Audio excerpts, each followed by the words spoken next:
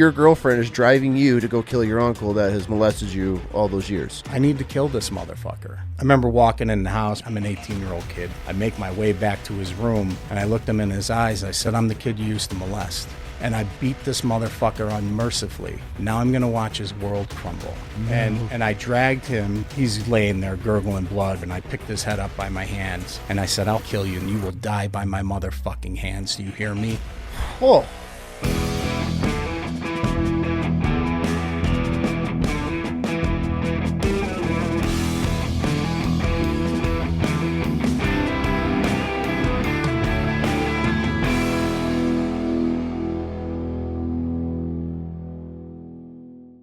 All right, dude. TJ. Yes, sir. I'm excited for this episode for many reasons. One of our biggest listeners reached out and was like, bro, you got to get this guy on. He's a neighbor of mine.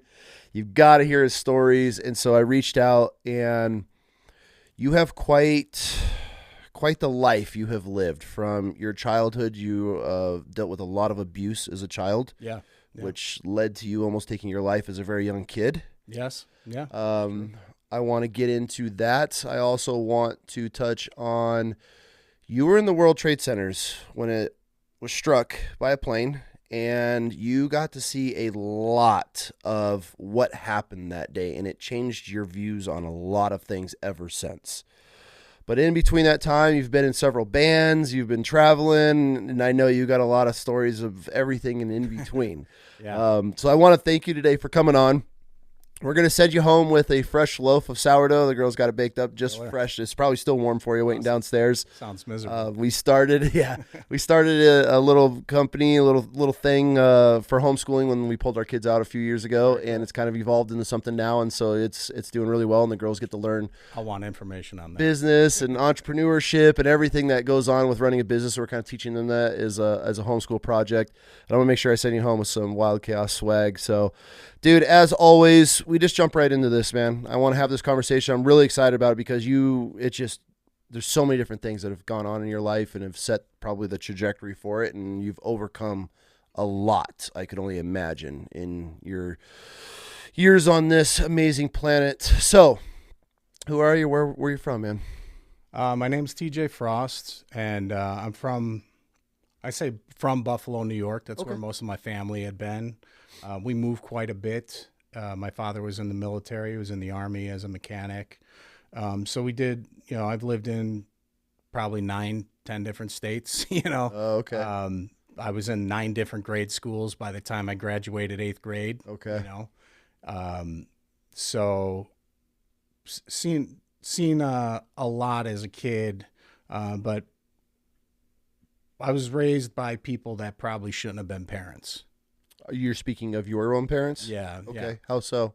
Well, I think that there's a narrative that people have. There's this Cosby kind of thing that people want, right? They want to think that their parents are the best example of how to be. For sure. But unfortunately, sometimes your parents are the best example of how not to be. Absolutely. And you have to, there's a reckoning that you have to have with that, right? And so I dealt with a lot of child abuse, in my life, neglect, torture, and physical abuse, sexual abuse. Who was this coming from? Uncles, yeah, and uncles that were protected by their moms, grandparents. Okay. And then by their friends, the uncle's friends also would be sexually abusing, torturing, us as kids too. So who's us? My siblings, okay, and cousins. Okay. I mean, it was through the whole family. Really, it was. Yeah, it was pretty pervasive, and so for me, I was the oldest of 5, mm-hmm. right, and so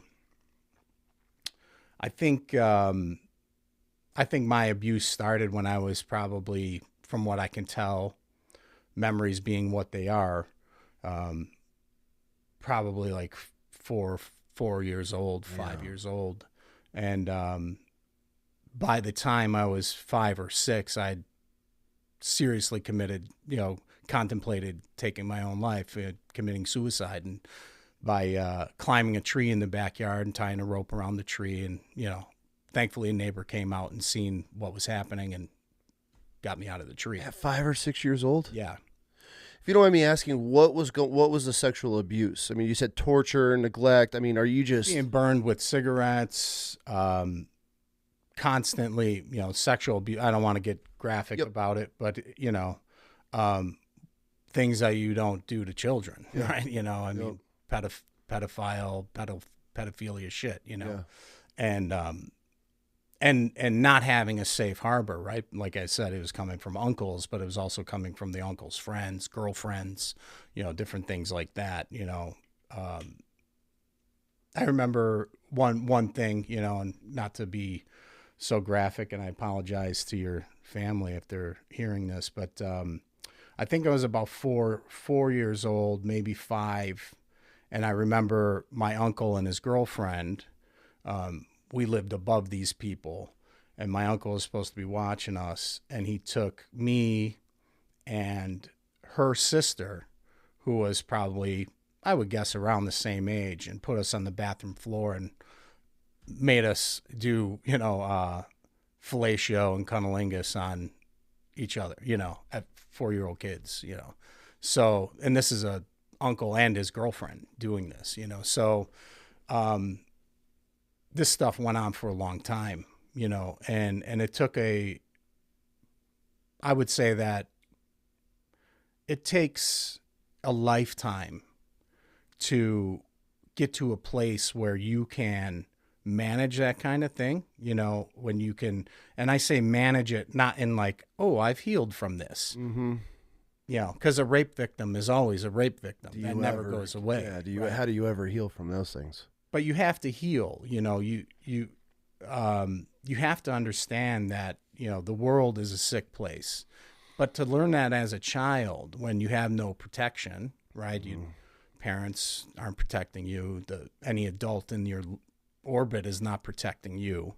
No one's doing anything. And it's, as I said, it was pervasive. So, you have to, I've gone to a lot of therapy, a lot of counseling, pay attention to a lot of psychology and different stuff like that, philosophy, to get to a place to find a way to put it in a more useful place than have it be something that eats you alive. Absolutely.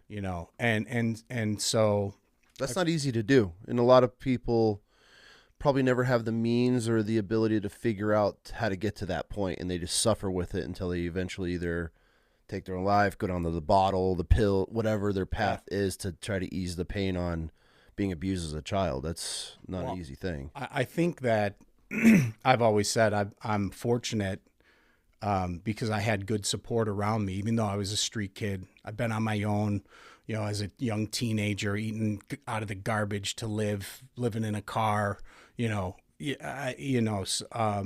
I was fortunate because I had support of like good friends. I had a good friend of mine. His mom I'd crash on her couch from, frequently. And she was like a second mom, even though she was a junkie, Okay. How did you end up on the streets as a kid, living in cars? I think that you get to a point, for me, I just got to a point that I was better off away from these people than with these people. For sure. And I did everything I could to not be around them, because when I'd have to be around them, there was this, you were like compelled to pretend that everything's fine. And being compelled to do something against your will can last for so long, I guess. But if you have any kind of, I guess for me, like, I just don't have that spirit to be broken in me like that, Yep. And I think about the movie, if you ever seen it, Instinct, with Cuba Gooding Jr. and Anthony Hopkins. I don't know. Well, there's a great scene in there. It's worth watching, where Anthony Hopkins, he's some paleontologist or something like that, and he studies gorillas in Africa. And long story short, he's winds up living with this gorilla family in Africa, and there's these poachers, and they kill they wind up killing the gorilla. Spoiler alert, is silverback like the guy. And it took him all this time to gain the trust of this gorilla, and he was part of this family. And then these poachers come and they kill this gorilla, and he winds up as a murderer, and he takes, he doesn't speak to anyone. Some time passes, and Cuba Gooding's like this up and coming hot shit psychologist or whatever, and he's going to be the guy to go and break, Anthony Hopkins, who's he's a genius level intellect kind of guy.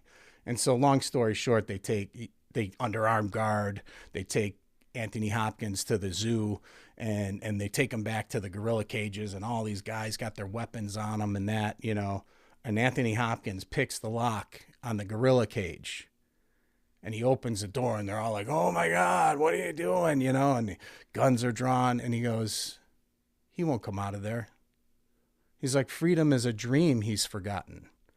He's like, "This isn't a gorilla anymore. Mm-hmm. This is something different," and I think I look around sometimes and I see that in people, that they gave up early in their life on who they are and what they are supposed to be or could be. Yep. I have 2 young kids, and I'm a firm believer in that we are living gods walking this planet, and that if you so choose to push your energy in a direction, that you can manipulate matter and genetically modify things and go to space. But it requires an effort that, in these stories that we used to read in ancient scripts, of these people did, And so I think that I've held that my whole life, that there's something important about us being here that matters. Mm-hmm. And even though, we might get the grace of, having 80 summers on this rock, you don't live until you wake up to the reality that you've already cashed in 30 of those summers sometimes, mm-hmm. or 40 mm-hmm. or 50, and maybe you only got 20 summers left, and that ain't a lot of time. And so I've seen, child abuse and different things like that destroyed friends of mine, taking their life away. For guys that were way more talented than me, funny, great guys, and it wrecked them and destroyed them, And so that's kind of what led me to my musical career or whatever. Not that I've ever made really any significant money from it, but I've been playing music since I was about 18 years old. Okay. 53 Was now. that your out, do you feel? Was that a huge coping mechanism for you, was music? Absolutely. I remember the day. I remember it too, like it seared in my mind for the rest of my life. I was in 8th grade, and I was in an English class, and I was a student that I did well if all I had to do was make a little effort, and I could do well. I tested well. Yeah. I never did homework, but always on the honor roll kind of. One guy, of those. Okay, I was the complete opposite. Yeah, it's all right, man. Testing isn't everything, but so he gave us an assignment.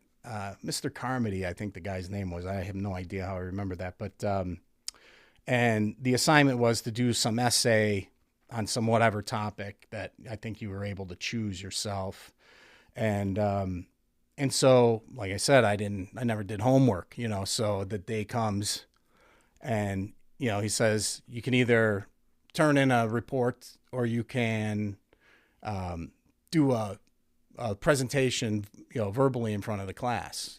I had never thought about speaking in front of somebody. I'm 14, I'm a fucking basket case. I just, mm-hmm. the year before I just stopped pissing the bed, Okay. So, what I mean? It's like, I had a lot of really trouble things. Most of my life, I thought I was concerned that I was destined to be a serial killer because of my childhood and these things that I had going on in my life where I'm like, somebody put this in me though. I'm not this guy. Right. Yeah. So you're fighting this duality. And so he comes and he calls on me. He's like, "Yeah, did you do the report?" And I was like, nah, I didn't do that. And he's like, "Do you want to do a presentation?" I said, "Sure." I hadn't prepared anything. And I was a huge music lover already at that point. Music, metal and hard rock and punk and, any of that stuff. And so I said, sure. And I got up in front of the class. Now, I had always kind of been a loner guy. You know, I mean, I had some buddies and shit. We'd listen to music, whatever, you know, drink, you know, party or whatever. But it was not like, I wasn't like the popular kid in school, you know. I was fucking big dude, long hair, you know, dirtbag metal kid, you know. And so I stood up in front of the class and I said, I'm gonna do my report on suicide and the song Fade to Black by Metallica. Okay. And so I started reciting some of the lyrics to them. And like I said, I hadn't prepared anything. I didn't know what I was saying, what I was doing, what was happening. I just went with it. And I started talking, and I realized in that moment that my whole life I hadn't had a voice, right? My whole childhood, you know, there was no one to cry to. Yeah. There was no one to talk to. There was no one to go to and say, hey, I'm being hurt here, and they're hurting your family, and all these things it didn't exist, right? It's like another world, right? Yeah. You know? And so, and I realized in that moment when I was giving this oral presentation that the whole class was fixated on me, you know? And I may have had tears in my eyes, I can't remember. But I just remember the whole class was crying. You know, I told them, you know, first time thought about taking my life, I was 5 years old, you know, in the backyard with a rope around my neck in a tree, you know, and what this song, this music that I didn't know these guys, you know, I didn't, and, but the lyrics of that song were so powerful that it was like a mantra for me to know that no, I'm not alone. Like somebody else, somebody in that band, whoever wrote that song, those lyrics Feels what I'm feeling. We are deeply connected in some profound way that I didn't understand at 14 years old. But I finished the presentation, and as I said, like, I mean, girls in the class crying, guys in the class crying, like people coming up to me, like, oh my God, I had no idea. It's like, and it wasn't a sympathy thing or anything. It was just like, hey, I'm telling you how I feel right now. Yeah. And this is the thing. And that was a real like click moment for me, that your words have power. That you choose your words correctly and you're casting spells, right? You can help people. And that's been my motivation musically my whole career, is to help myself, right? Because it's cathartic and, you know, it's also painful. You know, you go back and reopen wounds all the time, because every song I write, it's like I'm writing the last song I might ever write. And so I got to make sure I put everything in there that I can. Oh, that's a good way to look at it. And so, but the drive was always to help people, because I understood early on that being able to talk to somebody was a powerful thing. Absolutely. Right. And if you can get people to talk, that's a powerful thing for them too. Right. So,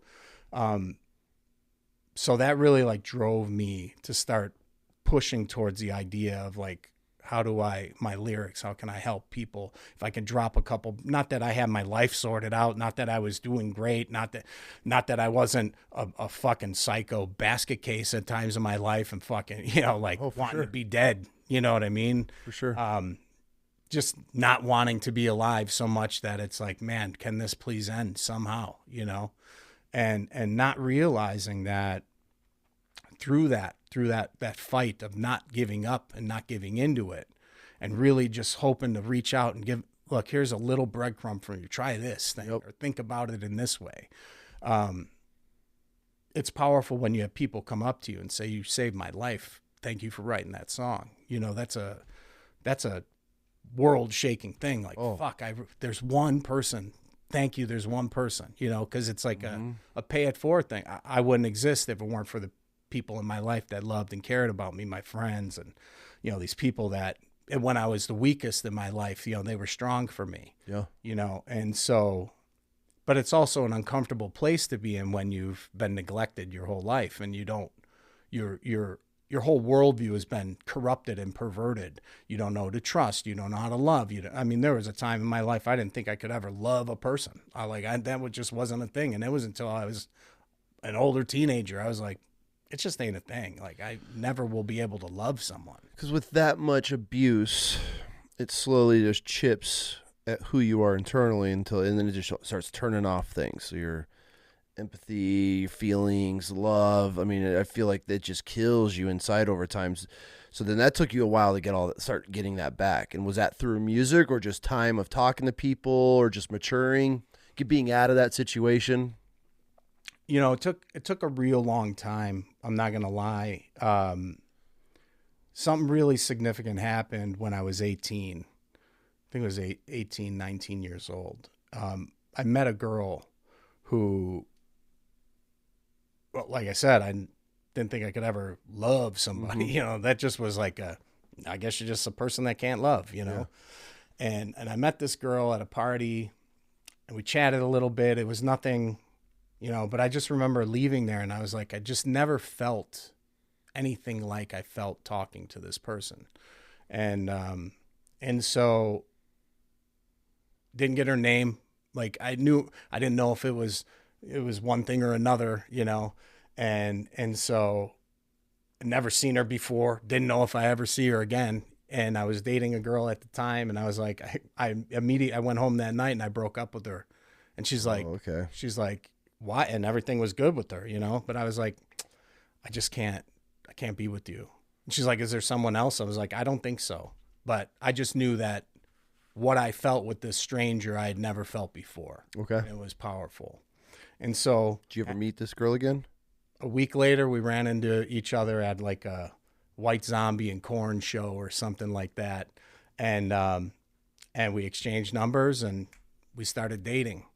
And so we dated for a while. She's an amazing person, very sweet and all that stuff. But I was a very broken person. Okay. You know, I'd say my suicidal ideation was really ramped up at this point, you know. How many times, because you've dropped suicide several times, how often or how many attempts did you take? I mean, you said at the age of 5 was the first attempt or serious action of taking your own life. Was it a reoccurring thing? Was it just here and there? Did it peak and then you would be good for a while? What was the ebbs and flows of these suicidal thoughts? Because it seems to be it was a huge part of your life during that era. Yeah. Well, how many times? I mean, I remember waking up in a bathtub with a straight razor, like coming out of like a psychosis, thinking like I wanted to slash my wrist. So I climbed in the bathtub so I wouldn't get blood everywhere. It was something that never left me. Okay. It was a daily thing of just not wanting to be here anymore, not wanting to be alive. And I, as things would be fine, like, okay, fine, maybe, you know, and then maybe something was happening and all of a sudden it's like, I just can't anymore. Like, okay. There's just no point to this thing. Okay. So it was something that never left, right? It was just something that was like a constant toothache that you just couldn't get rid of, you know? Yeah. And so I remember coming home one day and I'm curled up in a fetal position on our bed. And my girlfriend, she comes home and she lays down next to me and she goes, you got to do something. You got to do something about this. This is going to kill you, you know, because I know that she would come home day to day wondering if I was going to be swinging from the rafters or have my brains blown out all over the place, okay. You know. And she said, you got to do something. You're going to die. You're going to kill yourself. It's something like only bad is coming from this. Yeah. And she said, what can I do to help you? And I remember at that moment, Bam, that was the first time I had ever heard anyone ask me how they could help me. And you were 18, 19 at this point? Yeah.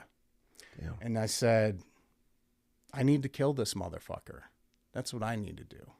It's the only thing that will help me. And so she said, let's go. And I grabbed my baseball bat. She took me by the hand and walked me down to the car. And she drove me to my grandmother's house where my parents were living. You're talking kill your uncle? Yeah. Oh, shit. Okay, I thought you were talking the demon like inside of you that you're battling. No. Okay, so your girlfriend is driving you to go kill your uncle that has molested you all those years. And my siblings and all this other damage that has been done, you know. Okay. And so she drives me there. We don't talk the whole drive. And I don't know what I'm going to say. I don't know what I'm going to do. Because again, remember, like anytime I had to be around these people, I would just pretend like everything was fine. For sure. And now you're confronting this. Yeah.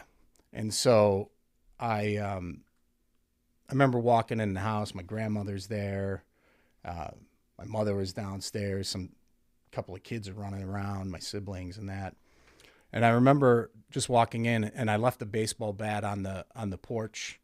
And I walked in. I said, "Where's Voldemort?" We'll say, you know. Mm-hmm. And they're like, "Oh, he's upstairs." So I walk upstairs. I make my way back to his room.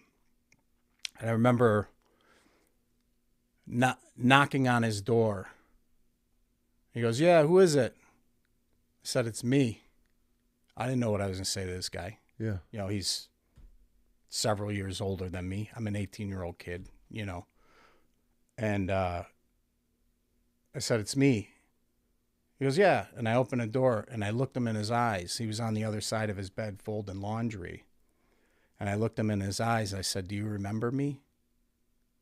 And he said, "Yeah. What do you mean? You're my nephew." I said, "I'm the kid you used to molest." And I beat this motherfucker unmercifully. No. And I dragged him lifeless by his hair. And I kicked my father's bedroom door off the hinges. And I threw his half-brother down next to his bed. And my father sat there reading a book. And he said, "What's going on?" And I tell him, "This motherfucker's been molesting me and your kids and all this other shit that he's done." And I said, "Now I'm going to watch his world crumble. He's no longer protected by you motherfuckers." And I said, "He will die by my hands if I ever fucking see him again." And he's laying there gurgling blood, motionless, you know, whatever. And I picked his head up by my hands. And I said, "I'll fucking kill you next time I see you. If I ever see you again, you will die by my motherfucking hands. Do you hear me?" And then he vanished. They moved him out into the country or something. But at least he was away from my family, you know. Oh, I mean, good for you. Yeah. Rightfully so. Did your parents know what was going on all those years? Or did they just turn a blind eye to it? Or did they ever, did you ever reconcile with your parents, have this conversation afterward or anything? Or was this it? Was this your closure that you could get with him? When I was 14, I think it was about 14, I was going into my second, I think it was October, going into my sophomore year of high school. And, you know, I used to cut myself, burn myself, anything. You know. And so I remember the one day they called and they said, you know, crisis services is coming to the house and we're going to, you need to talk to them, right? They're afraid I'm going to kill myself. I'm like, I'm not going to kill myself. Because at that time, I didn't feel like I was going to kill myself. Mm-hmm. You know, this was me burning myself and cutting myself it was enough of a fix to not want to just end it all, you know? But as a parent, that's a pretty serious thing to watch their child do that. Yeah, I would say so, but understanding my parents too, you know, okay. It's like, all right, yeah, it's a conundrum, I'll say, you know. Okay. But so they said, we're going to have crisis service come. So they come and this is an answer to your question, so bear with me. But so crisis service comes and they say, "Well, we want you to go to the hospital and talk to somebody." I said, "Well, let's set up an appointment." Remember, I'm 14. I said, "Let's set up an appointment. We'll go." And I'll go, you know, and talk to them for an hour at the house. And like, "Well, we're going to bring an ambulance and we'll take you by ambulance there." I was like, "Why do I got to go by ambulance? Why can't I just set up an appointment and go and talk to your fucking doctor?" Right. Mm-hmm. And so they're like, "Well, let's just do that." And I'm like, "Okay, fine." So I concede. I get in the ambulance. They take me to the hospital. There are several hours before anyone's even coming to talk to me. They took my clothes. My father's sitting in the room with me. And after like 5 hours, whatever the fuck it was, literally 5 hours, 4 or 5 hours, I go to the door. I say, "Hey, give me my clothes." They said, "You can't leave until the doctor sees you." I said, "What are you talking about?" I said, "Obviously this guy's fucking busy." I said, "Yeah, set up an appointment. I'll come back and see him when he's available." They're like, "No, you can't leave." I was like, in my mind, I'm like, the fuck, I can't leave. I came here voluntarily from what I understood, but it was all bullshit, right? So I tell them to give me my clothes. I'll come back. They won't give me my clothes. And so I was like, I'm leaving. So they had several orderlies bum rush me, slamming me into the wall. They tie me down with bed sheets to a gurney. They're like, you're not fucking leaving. I mean, I'm literally feeling like I'm being kidnapped now. Are you freaking out at this point? Oh, I'm blasting them. You know, I'm like, fuck you, motherfuckers. Right. You know? Yeah. So again, I am answering your question, but to understand some of the stuff that was happening. So they locked me up.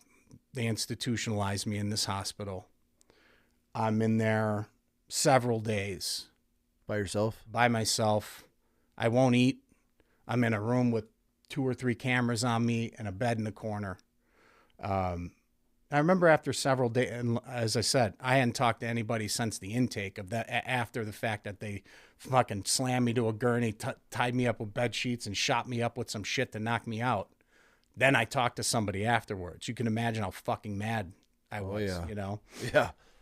And so, so they, I think it's like six or 7 days later. And finally, one of the doctors comes in on his rounds. Mind you, I haven't eaten in days. I won't eat. I won't go because I'm not a crazy fucking person, right? I'm a fucking broken kid. I'm a damaged kid that's been being abused. But they want me to go and sit and eat with fucking people that are eating their own shit and, you know, like they're fucking whack jobs, you know? And so... That's a whole mental toll right there, watching that. Yeah. So I'm like, I stayed in my room. And so this doctor comes in doing his rounds the one day. He's got like, I don't know, 5 or 6 residency students or whatever they are. And he says, this is one of our more dangerous patients on the floor. And then I don't say anything. And I'm like, this motherfucker I've never even talked to this guy. What do you know about how dangerous I am? Right? Because of some shit I was saying after you guys tied me up and fucking shot me up with fucking drugs. And like that You're guy. supposed to react. Yeah. And, so he's just a couple and walked out of the room. So a couple more days, come back. Finally, my mother comes up. Your mom hasn't come to visit you at all? No, I'm in there several days before anyone comes to come see me. And finally, my mother comes up. I remember sitting on the bed with her. She said, why are you doing this? What's going on? And I tell her, Uncle's, Voldemort's been molesting me and all this other shit, blah, blah, blah. And, till the day she died, she denies that conversation ever happened, But in that conversation, I said to her, I was like, you better get me out of this fucking place or our relationship is dead. I'll never fucking talk to you again. Because I didn't do anything to be in here. Well, they wouldn't release me. They told her, we will not release him. They wanted to send me away for observation for like 1.5 years or some shit. And I said, you better then get a fucking attorney because you motherfuckers did this to me. I don't need to be in here, right? Mm-hmm. And so some days happen, some of this, and they basically, my mother, I guess, threatens to get an attorney or whatnot. And finally, they let me out, but they let me out AMA. What's that? Against medical advisory. Okay. So if anything does happen, then it covers their ass. Yeah. So the following week, I go back to high school. Like I said, this is my 2nd month or 4th, 5th week of 9th, 10th grade. You know what I mean? So it's like, so I go to the office. I say, hey, I've been gone for a couple weeks and, just want to know what class is. Never had any problem in the school. Nothing happened at the school, nothing like that. And they say, yeah, you don't go to school here anymore. I said, what? I said, why? She said, you have to call this person. You've been put on home instruction now. I said, you're removing me from school for what? Because I was in the hospital. So because I was let out AMA, they wouldn't allow me to go back to school. So I didn't even get to finish high school. Oh my God. And there was a whole rigmarole, it's a boring story, but I couldn't get back into school. Damn. They wouldn't let me back in. And I was, no matter what logic I was like, if I if I just didn't go to school, you'd put my parents in jail, from what I understand. I'm trying to go to school, and you're telling me I can't go to school. Like, I don't get it. You know, it makes sense. And they put me on this home instruction, but the guy doing the home instruction, he was a principal at a school up the street. So he didn't want to do the home instruction, which he was supposed to, because he's getting paid after he gets out of work. So he'd have me coming to the school to get like work. I was like, if I can come to the school and get the homework from you, why can't I just be in school?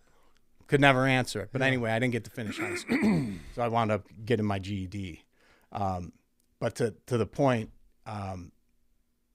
there was no reconciliation with my parents. That sucks. You know, there was no way for that to happen. Yeah. You know, I had a very fractured relationship with them. Yep. I'd see them from time to time. Sometimes they was good, but there'd be stretches 5-6 years I'd never talked to them.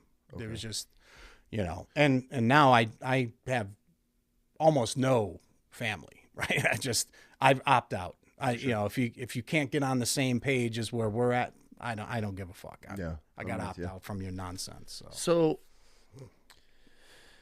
you confront your uncle for molesting you as a child. You beat him to an inch of his life. What did that feel like, getting revenge on somebody that abused you as a child? It didn't feel like revenge. It felt like justice. Okay. On my neck, I have confront right here. Being able to confront him, to think like my whole life, like this guy had some power over me. Mm-hmm. Even when he didn't have power, I gave him that power. Because probably at 15, I could have beat the living fuck out of this guy. Yeah. You know what I mean? But I was so damaged and broken, I couldn't see that. And it felt like justice. Yeah. It felt like this is the order of the universe. You've done this horrible thing that you must pay for. And the person that you did it to is going to make you pay for it. Absolutely. I don't need some intermediary. I'm not calling the police. I'm not doing any of these things.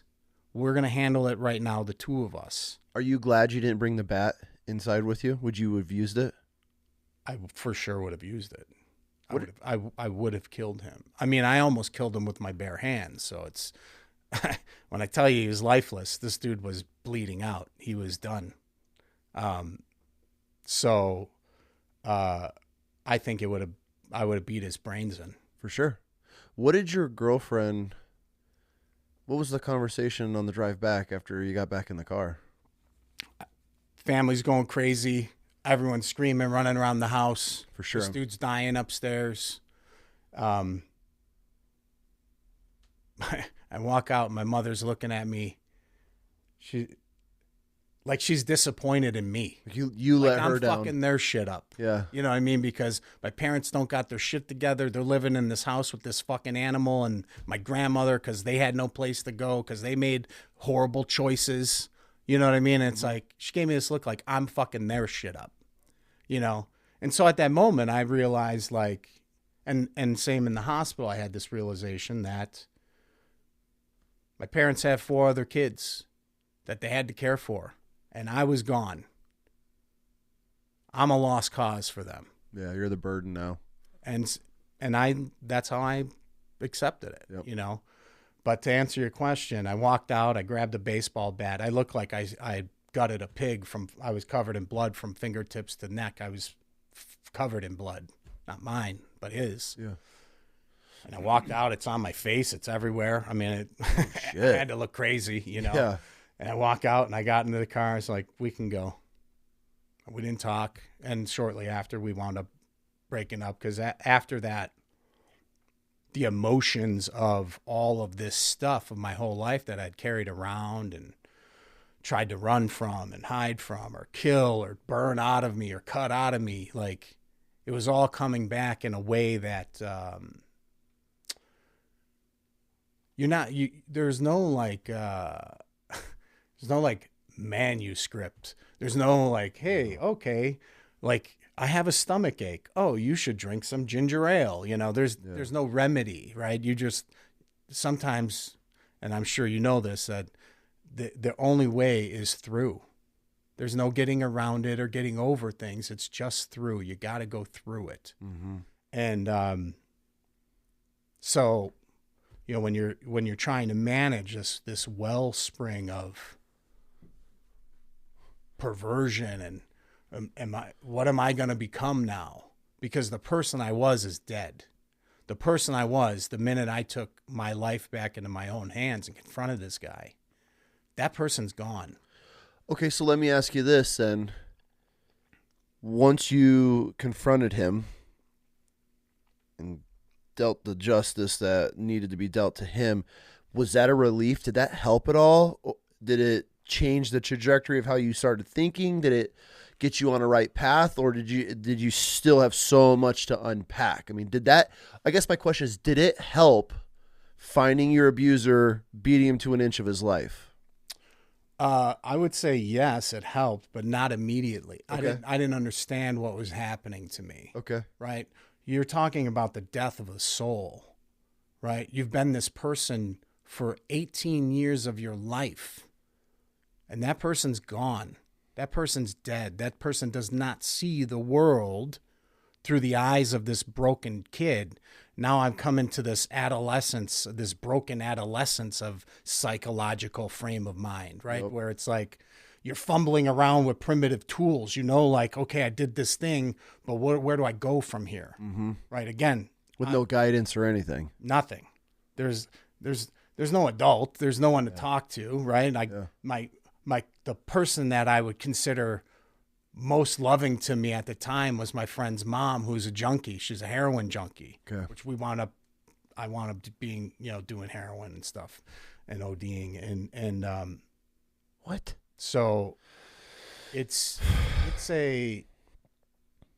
the chaos that came from the confrontation was something that I had. Like I said, I approached that door and knocked on that door when I was driving in the car. I didn't know what I'm saying to this guy. Am I going to walk onto that porch and fucking chicken out? Am I going to walk in there and be like, maybe now's not the time because whatever's going on? Am I going to take care of myself right now? Am I going to do this thing? Like, second by second, I had no idea what is coming for me. But I just know that I can't live like this anymore. And I had somebody that cared about me that acknowledged that. You can't live like this anymore because you will be dead, you know? And I had already been a musician and writing stuff and felt the pull of that to say, like, I can do something with this. I can, you know, I've survived this. Yeah. This will not break me. This will not kill me. Yep. I'm not that guy. And so, you know, but the chaos that came after it's hard.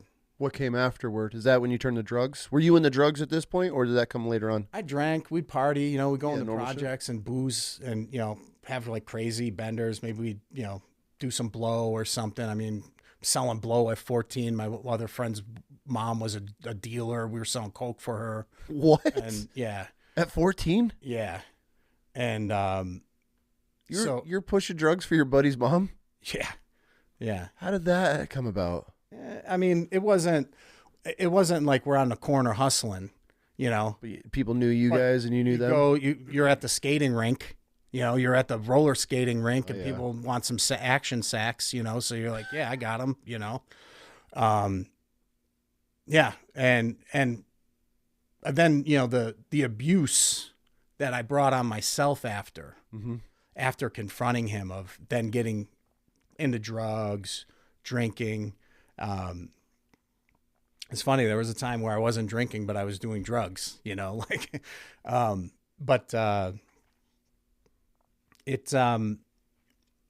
there was no preparation. It wasn't like, look, like you're in the service, right? It's like, all right, bam, we're going to put you in basic training. And you're like, okay, all right, you're going to do push-ups. You're going to do these things. All right, fucking climb that wall, whatever, all the things. And you're like, okay, all right, now we're going to do this thing. And there's some progression from the things you learned. It's just like, here's your life. You're here. It's shit over here. Now we're going to drop you into this bucket of shit over here. There's no like, hey, some of these things that you learned along the way are going to be valuable here. And you're figuring can't make sense of it. all of this out on your own as a child. Yeah. Yeah. Which you're not. I mean, you're just trying to survive with the trauma and everything. Every day is later. survival, man. Yeah. Every day is survival. Damn, man. Every day is. I told somebody one time, I was like, it's such a sad thing when I think about it that some people have to give themselves a reason to kill themselves. But I go to bed trying to give myself a reason not to kill myself. Mm. And, you know, I think there's an aspect of negativity begets negativity. You know, it's like, but when all you see and all you know and all you've known, that your whole world has been destroyed, For sure. perverted, twisted. It's a different thing, right? You know, I'd have friends as I got older. I'd have friends that complain about their parents or whatever, and be like, "You're lucky somebody even gives a fuck about you." Yeah. You know what I mean? Because somebody could tell you they love you, but if you're not speaking the same language, right? Like your idea of love and my idea of love are different. You don't let me get abused and tortured and fucking cigarettes put out in my face and different things like that. And then tell me you love me. Yeah. Like this is incompatible with me, you know, but you're really in that time after I had to really try to build a worldview that was palatable to the person I was becoming. Was the person you're becoming a better version, or was it just a different version? Did you like the person you were becoming? I don't know. Point? I don't know that I even thought much about it. Okay. You know, I knew that I didn't want to be a serial killer. I knew that I didn't want to be violent. I knew that I didn't want to be damaged. I didn't know how to not do that. Yeah. I wasn't certain how to get there, but I knew the things I didn't want in my life. Did you have serial killer thoughts in a way? Did you ever, like, and I ask this because I'm not leaning into like yard now or anything, obviously, but a lot of kids that are abused, they start hurting animals, and then animals turn to people and things like that. Was that a path that you ever start to go down that you realized real quick, or you just started to snuff it out before everyone went there? Because you're listing pretty detailed, you know, violence, serial killer tendencies, or, you know, thoughts, whatever it may be, you know, all these things that you don't want to be. Were those things that you were battling? I think they were things that I kept in my periphery. Okay. Because I knew that, you know, I used to study serial killers and what, you know, you want to understand the thinking that will bring somebody to this thought. And a lot of them have some pretty traumatic childhood. Right. So I had all the earmarks that all these people had, but I was determined that that was not what I would allow myself to become, even if it meant me taking my own life, if I felt like I got close to that. Okay. But there were certainly things where I've been in a lot of fights in my life, a lot of really violent fights, and almost like a blood rage. Like if we're fighting, you pay for everything. You don't get to pick and choose how the bear mauls you once you've poked him, you know?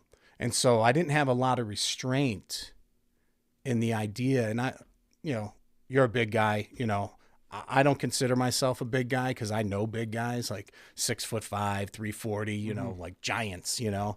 But I'm a bigger dude, you know, and I'll mix it up if I have to. But when you do that without restraint, and you could kill someone with your bare hands. I'm capable of that. I know that. If you're not careful, you know, and even you didn't ever had a father teaching you how to control any of your emotions, how to control the rage, the anger, any of these other things. So you're learning how to cope and deal with your dad and uncle, and were probably helping stoke the fire to that, instead of sitting here teaching a young man how to be able to use his emotions, everything's like that. So it's wild to me that you've made it this far by going through all that all on your own. I have a funny story. I find it funny. I also know that it's highly disturbing. Okay. But you had mentioned my father, and I must have been about 7, 8 years old, maybe I was 9, somewhere in there, you know, you're under 10. And it had to be around that time, 8-ish. And I was the oldest of 5. My parents are a wreck. They're a fucking disaster, you know. My father worked his ass off, very talented. Both my parents are highly intelligent people, very intelligent people. Okay. Which was always confounding because I got 2 highly intelligent people that can't make good choices and good decisions. Yeah. It's fucking maddening, right? Yep. And so they wanted me to, you know, they'd have me do the dishes. Well, every dish in the house is fucking dirty. I'm 8 years old. I don't want to do the fucking dishes, right? So twice my father sat with his pistol in his lap, once to make me do the dishes while he sat there for hours, having me stand at a sink doing dishes against my will. And then another time, my mother used to make liver. I fucking hate liver. Liver and onions? Yeah. Yeah. Apparently she was great at it. Liver, onions, bacon, you know. That's that boomer generation. They ate a lot of that. You know. Yeah. But it always tastes like a roll of pennies to me. Yeah, I couldn't eat it, 100%. you know, too minerally. And so it was time for a Mexican standoff because you make this fucking meal. And I'm like, I ain't eating it anymore.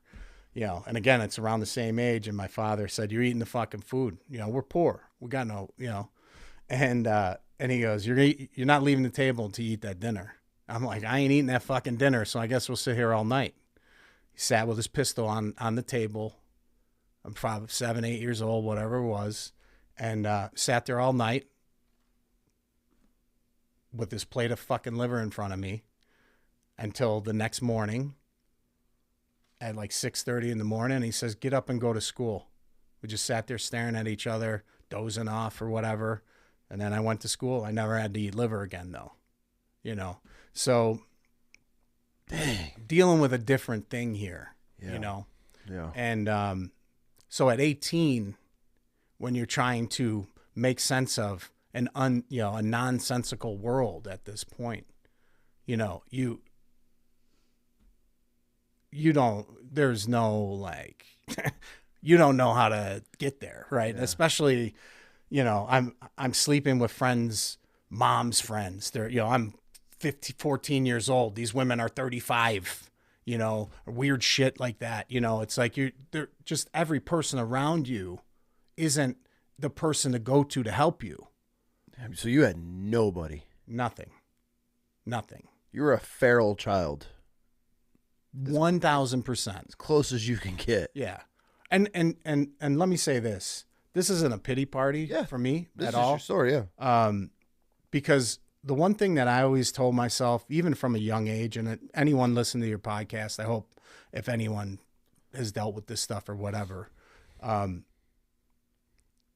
is that you got to be careful about the things you normalize in your life, right? Yep. It doesn't matter where you came from. It doesn't matter how you were brought up, you know. These things matter in the sense that they formed opinions and ideas about you, but those things can be changed. Absolutely. You know, and I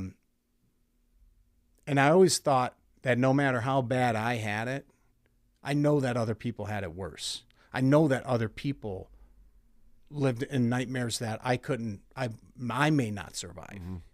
You know, I know the stuff that I survived, people have taken their lives over. For sure. You know, just one little fraction of it, and you know, we'll get into this other stuff, you know, but that's such an important thing, man, that, you know, you could survive anything. Absolutely. You know, but it requires you to know that when you're weak, you got to have strong people around you. I've never heard anybody say that. I'm going to steal that for sure. Thank you. Careful how you normalize things, because I feel a lot of people normalize their problems or their disabilities or their PTSD, and it becomes normal. It's my life now, instead of trying to find, because I deal with a lot with vets. Right. And I talk to these guys, and my biggest thing in the last couple of years has been trying to create new identities for them, because now that you say this, it clicks for me. It's like they've normalized being a disabled veteran. Right. They've normalized being this grumpy old piece of shit, and all my kids are going to just hate me just because. Like, because we normalize these things instead of being like, that's not normal. Right. This happened 20, not for you, but, you know, a lot of guys, happened 20 years ago. This, sure. You know, and so I really, that I like how you say that. I've never heard anybody put it like that, but to me, like that's what makes sense, is trying not to normalize the negative on things or certain things, because we as humans tend to, when you're around and you're surrounded by, that's just normal. That's just my life now. That's how it was. It was that's how it's supposed to be. Well, no, it's. Well, when, if you look at, different guys, I've watched videos of like Vietnam vets talking about, being, going through the jungle, and then they'd come upon like, again, I'm going to fuck up these words, but platoon, battalion, group of guys, whatever. And this guy's arms are chopped off. They dismembered him. This guy's arm's on that leg, and that leg's pushed on where somebody's head should be, and the head's down where a leg should be, and the black guy's head on a white guy's body. Just all this stuff, guerrilla warfare. And it's like, you see these things, that you have a new normal, right?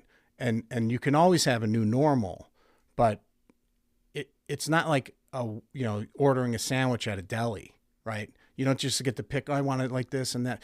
You have to work towards it. Yeah. And you're going to fail a lot. And that's the thing, is working through, like, so many times where I would like, wish I wouldn't have done that thing. Why did I this? Why did I that? Why did I say that thing? Why didn't I do this instead of that? It's like, but you can't give up the mission, right? You can't give up to say, like, I just can't get there. Yeah. Because I always think, well, if that guy can fucking do it, I can definitely do it. No matter what it is, you know. And even if I can't get there, but that's the direction I'm fucking going. Yeah. And if I fall short of it, then I fall short of it, But this isn't okay. I can't. This can't ever be a thing. This is not supposed to be normal. So when you.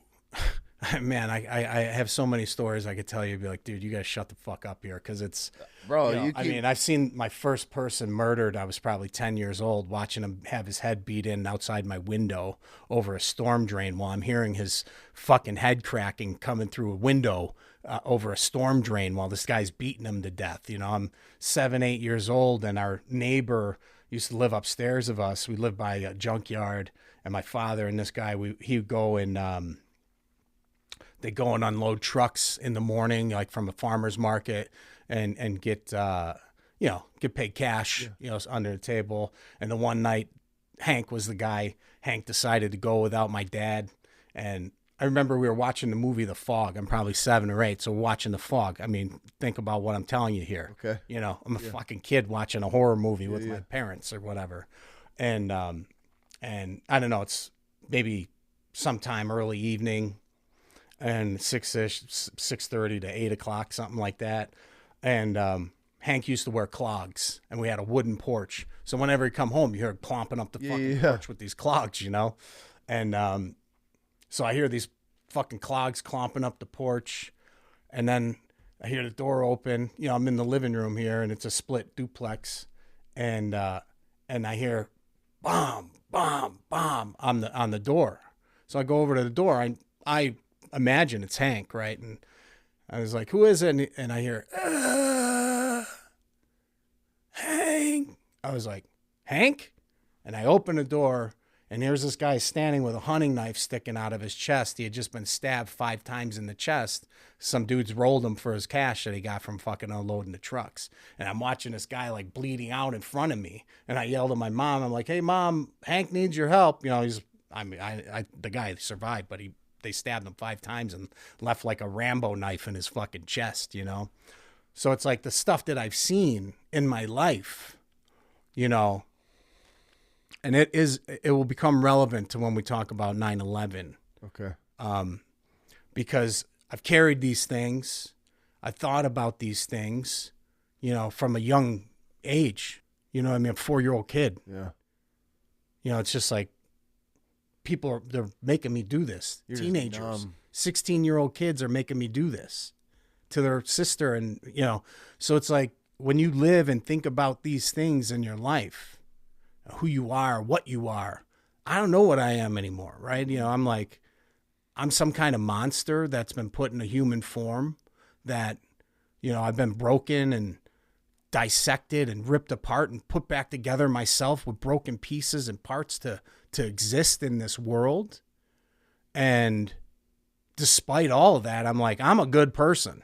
You know what I mean? Like all this shit I've been made to do and part of and this and that. It's like, I'm a good person, man. I'm going to fight for that. Even if when I stand at heaven's gates, like, bro, come on, you, you know where you got to go. I'm like, all right, well, I tried. Nah, they don't work like that.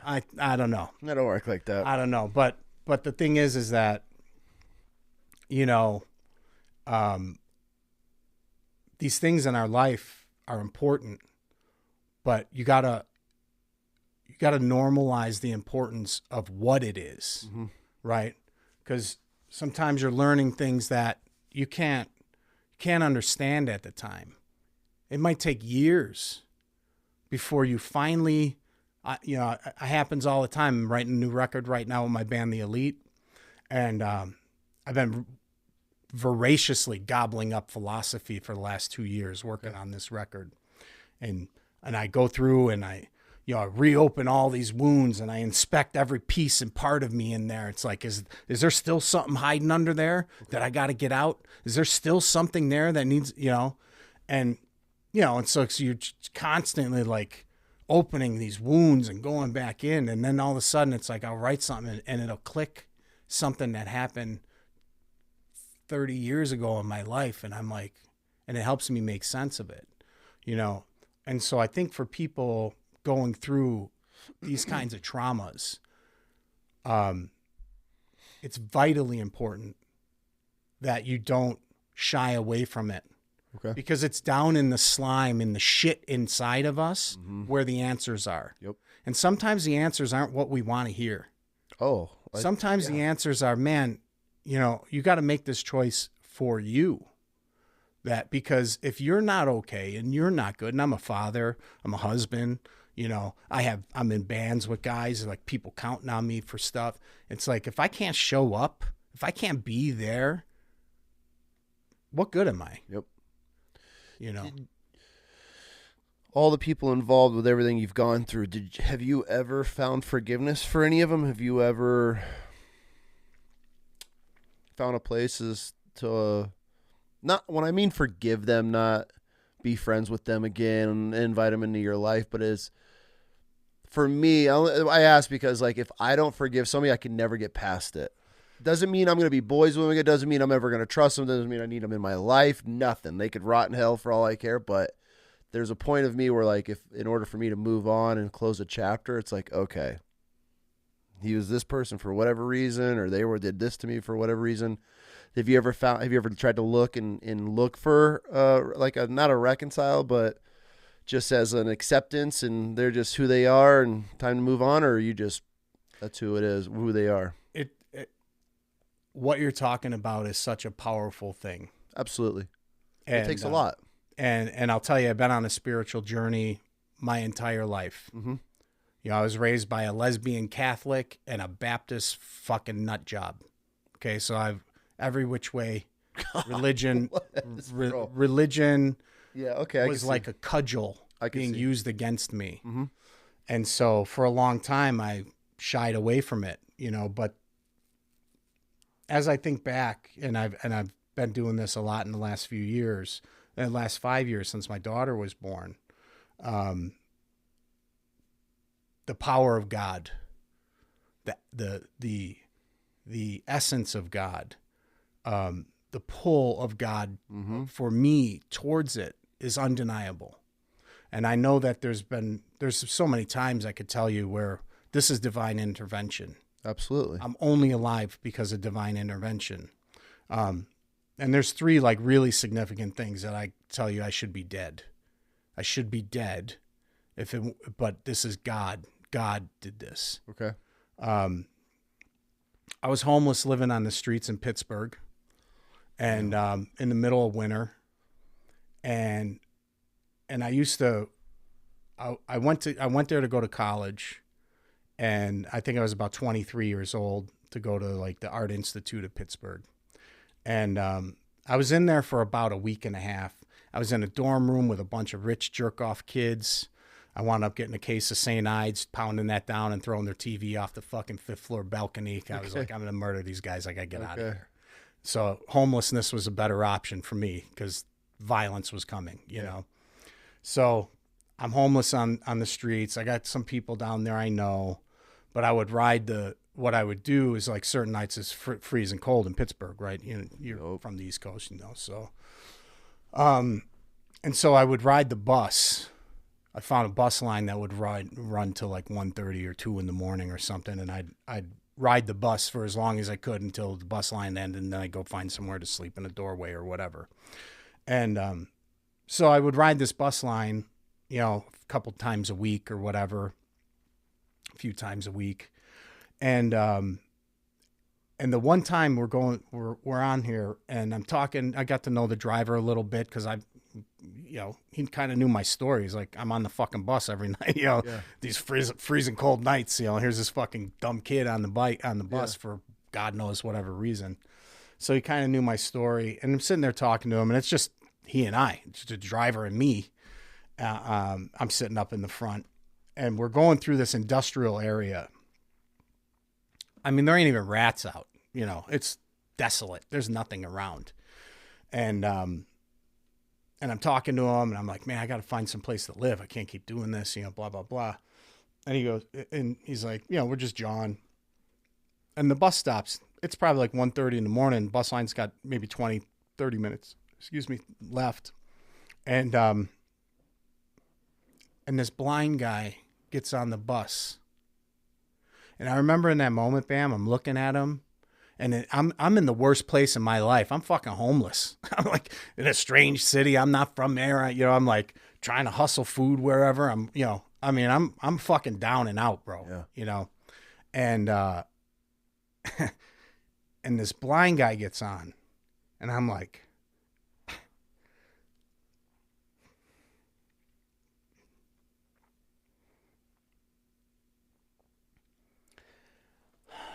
sorry, man. Oh, you're good, man. Take your time. And he gets on the bus, and I'm like, I feel so much pity and so much sorrow for him. To think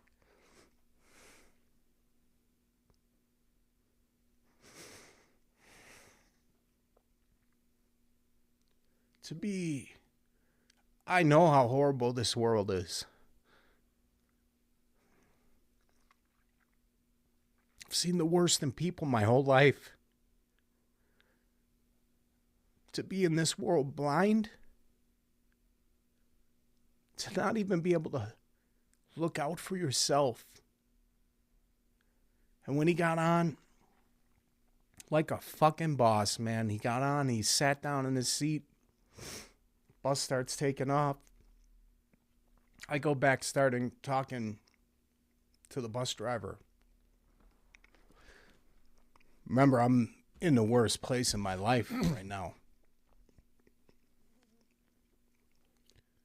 And the blind guy says, hey, friend, can I give you some advice? Because I continued talking with the bus driver, and he says, if you're looking for a place and you ever rent, don't rent from these landlords. They're slumlords. They're scum. I was blown away by the idea of this guy that I felt such sorrow and pity for, offering me advice, offering me a hand, even though I don't remember the people's names he said, but it was the idea that I couldn't imagine living a life like that with the bullshit that I've been through. Yeah. And I thought, wow, man. And that changed everything for me at that point. My thinking, I was like, I gotta take my life back here. To me, that was divinity. There was no Wasn't a coincidence. No coincidence. No. But, and I'll tell you one other one real quick, because it has to do with the idea. You have water right here next to you if you need it. Oh, thanks, bud. Yeah. About the pull of God in my life. That I might have been about 25-ish at this point. I'm in another band. Some friends of mine. I'm with my buddy Eddie. Amazingly talented guy. Abuse and trauma stole a chunk of his life. Yep. one of the most talented guitar players, funny as all. He could have been a comedian, musician. He would have been a rock star, without a doubt. Yeah. And so we're on our way to band practice, and getting on the freeway, and my car stalls out. And so push it off to the side of the road. It's on the on-ramp to get on the freeway, the 90. Okay. So, and so I get out of the car, I go in the front, I open the hood, get underneath, I'm start monkeying around with the wires and shit under there. I had a vacuum hose leak. My buddy's in the car, and I turn my head and I say, hey, turn the key, you know, and he's turning the key. Okay, nothing happened. Okay, under there again, under again. All right, turn the key, you know, nothing happened, nothing. Third time I say it, fucking lady smashes into the back of the car at about 40 or 50 miles an hour. You're standing in front of it. Standing in front of it. So you end up in the engine compartment. I go flying ass over tea kettle through the air. I'm laying on the ground. I don't know what happened at this point. Yeah. I'll put this together after, and I'll explain to you how. And I'm laying there, and I see the car. She hit the car so fucking hard that it's going down in the ravine. Now it's going back up onto the freeway. My buddy's in the car. I see him dive out of the window. I'm laying there. I'm like, oh, at least he's okay. Like, he was able to jump out of a window, you know, while the car's moving. This dude's laughing all the time, joking all the time. He comes running up to me in terror. He's like, bro, don't move. Don't move. Don't move. He thought my guts were, like, if I would turn over, everything's spilling out of me. Yeah.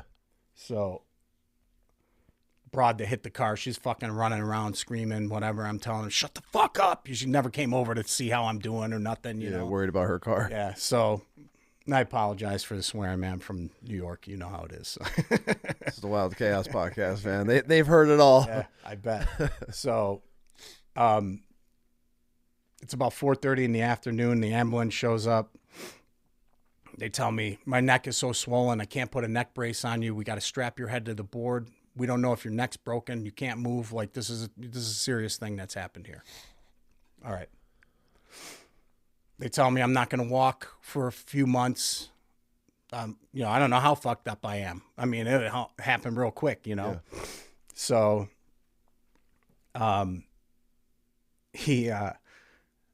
we're in there, and like 11:30 at night, I walk out of the place on crutches. Okay. Right. So like a week and a half later, I go with my grandmother to go and pick up the belongings out of the car. I walk in, the lady's on the phone. She's, I was like, hey, I'm here. It was a Honda CRX, so it's a little shitbox hatchback, you know. And she says, I'm here, you know, she's on the phone. And I said, yeah, I'm here to get the stuff out of the Honda, you know. And she's like, hey, I got to call you back. She hangs up the phone. She goes, oh my God. She's like, you are so lucky to be alive. I was like, you don't got to tell me. I know. Yeah, I lived it. And she goes, you must have been wearing your seatbelt. I said, seatbelt? I said, lady, that car hit me. I was standing in front of it. All the color left her face. She looked like she was staring at a ghost. So she takes me to the car. The girl hit the car so hard that it twisted the rear end of the car up, almost onto the roof. It blew every window out of the car. The force from behind, it ripped the radio out of the dashboard. Okay, and it like everything's just laying right there. How was your buddy okay? The front of the car, you could see where the car horseshoed around my body. You could see where the hood of the car horseshoed around my neck and accordioned in. You could see where my toes smashed through the windshield because I had steel toe docks on and there were 2 toe imprints. And then you could see where my head smashed the windshield on the other. So what I think happened is that the car hit me. It hyperextended my knees backwards, somehow flipped me over the hood. My toes hit the windshield on the driver's side, and my head hit the windshield like support rod on the passenger side, and then sent me flipping through the air. And when I looked at that, I was like, only God can do that.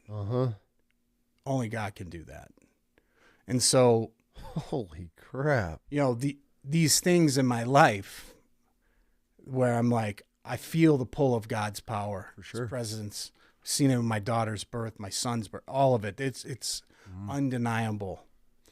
But see, I know that I am tragically broken, and I will be my whole life. And so that forgiveness, I've heard people say that, hatred is like swallowing a poison pill, hoping somebody else gets sick or dies from it. Mm-hmm. But see, for me, that hatred and those things,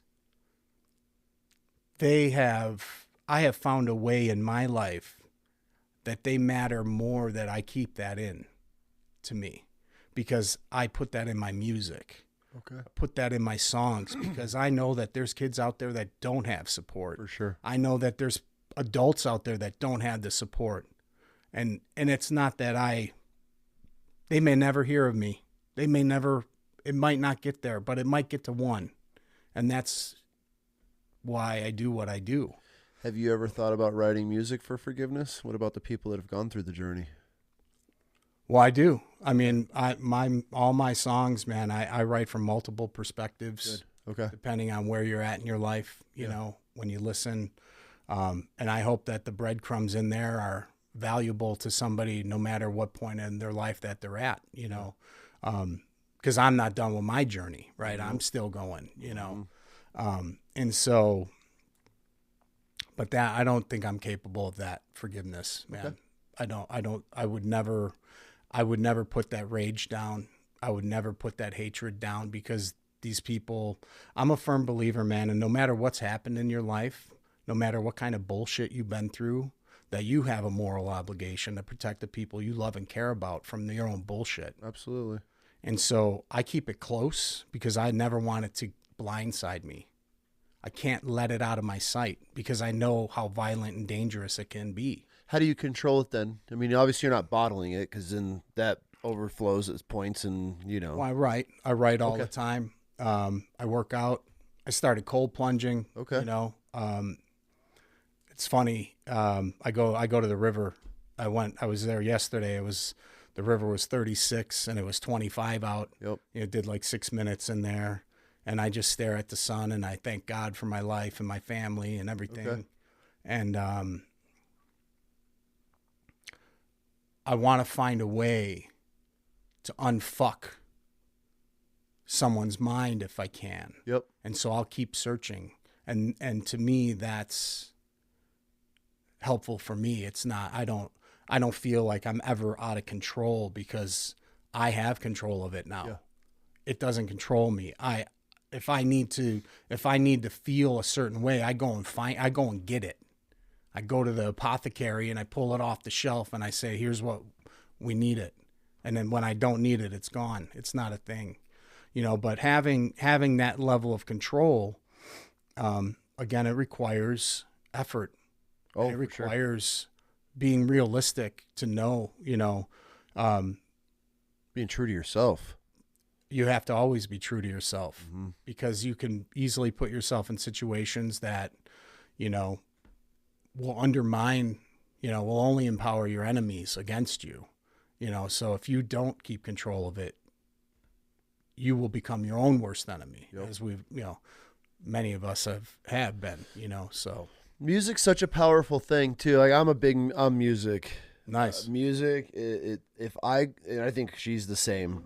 If I find myself a couple days without listening to certain music, I start getting irritable. What do you listen to? I honestly, everything. I could go from the most classical music to the most Viking death metal and everything in between. Awesome. It just depends on the mood, the feel. Yeah. I can't listen to half the new shit that's coming out these days. It's just such garbage. And I'm like, it's fun arguing with the young kids, because I'm like, no, why are you listening to all the Mom and I shit? Yeah. Our music, like we were the last generation to have good, like, rap, good metal, good rock, everything. There's actually some new up and coming bands that, like, for sure, you find every now and then. But hard to find though. It is. It's all the underground stuff, and that's what her and I are always on the search for. She'll send me that, have you seen this? And I'm like, hey, have you checked these guys out? Yeah, that's awesome. So that's great that you guys have that. Music is the wife. She's more of a reader. So is our little one. She's a reader too. But yeah, for her and I, it's music. Like even when it comes to podcasts, there's a couple every now and then I'll be like, oh, I want to check this podcast out, and I'll listen to them. Yeah. But then I catch myself straight back to music. As soon as there's a gap or a pause, straight back to music. And then, because I'll drive for, dude, I could drive for 14 hours. As long as I have music, I won't even, if I never needed to stop, I would not stop. Like, so I'm a music person for sure. Awesome. I connect with music. I feel music. And that's where I've gotten a lot into, because a lot of people always ask me, like, because, you know, I'm on a spiritual kick and journey. Like, I'm getting back and deep into my faith. And a lot of people ask, like, how do you find it? It's worship. I could listen to 1,000 pastors talk. I might be able to connect with a handful, right, that speak to me, that they captivate my heart, my thoughts, my everything that's going on. I'm like, okay, I can get behind Sky. It doesn't matter where it is, who it is, how it's being sung. Like, for me, worship is, that's where I'm like, okay, this is my church. Like, people, huge stadiums of people worshiping together is like my dream. Like, that's awesome. I can go to one of them, dude. Leave it all there, die the next day. Cool. Like, check, right? That's me. So hearing you talk about how you're putting all this through music, like, I'm like, okay, cool. Like, I can't relate because I'm not writing music, but when I'm your audience. You're a fan, man. So I'm a fan. So when you talk about the one person being able to listen, dude, there's so many people we've talked to and kids and people that are like, I can't. It's hard for me to judge people like the Swifties. I don't have Swiftie kids, thank God. But you hear them talk like, oh, Taylor Swift. And I'm like, that's not fucking music. But if it's helping them in a way, I guess it's helping them. So it's hard to like not like cast the shadow on their shade on them, you know? Well, generationally though, too, it's tough. And the music has changed tremendously. And it's changed because access to music is different. Yep. And how music is created is very different. Yes. You know, you think like, back to Black Sabbath, you know, their first 2 albums came out in like a year and a half apart. Yeah. You know, and they are masterpieces. Yes. You know, but now you got people that'll spend a year, 2 years, like creating one song in a bedroom, but they know how to manipulate an algorithm so they can get the numbers and it's all like, it's very curated and weird. That's not to say that there's not talented people. I've got buddies that are engineers and Grammy nominated artists that are a friend of mine and, you know, different things like that. But music now, like anyone can make music. Oh yeah. There's no gatekeepers. Yeah. You know, you don't need a producer anymore. You don't need to know anybody anymore. It's just, that's right. That's right. You know, but it also changes how people receive music, right? Because pop music, like I listen to everything, right? I love Ray Charles and you know, Johnny Cash and Howlin' Wolf, and you know, I go back and I'll listen to shit that's from the 1920s, you know, some Cab Calloway or different stuff. This talent and just the voices that they had, all of it. Now, you know, and there's so many, like throughout the years, so many great artists, you know, and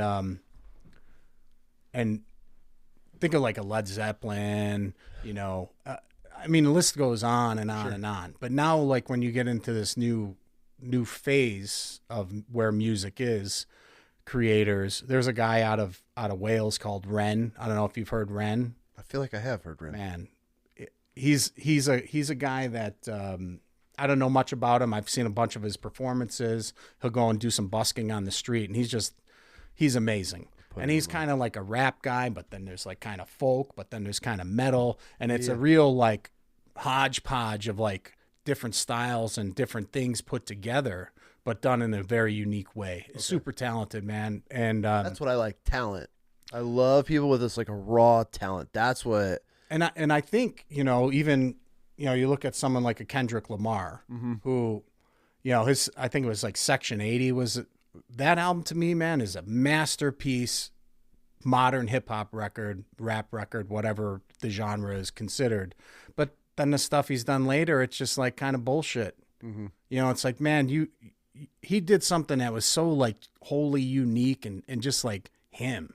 You know what I mean? Like if you think of like a Biggie album or, you know, any of this stuff, and you know, bands like Stained or different these different artists, that there was a thing where like in the new metal era when it was coming up, everyone was doing their own kind of thing. No one's trying, but now it's like you got 50 bands that are trying to sound like one band. All copy. Yeah. You know, it's just like, or now it's like the AI stuff is infiltrating all this stuff. So I think it's hard, you know, and for me, it's very difficult because I abandoned all social media some years back, through COVID and stuff. You had friends that were losing their fucking mind, like just going batsu, and I was like, man, I got a lot of things about a lot of people. Yeah, for sure. Yeah. And I was like, and political discussions again, and we're going to get into some of that, where it's like people are they're so ill-informed. They don't want to be informed. They want to retreat to their little like places.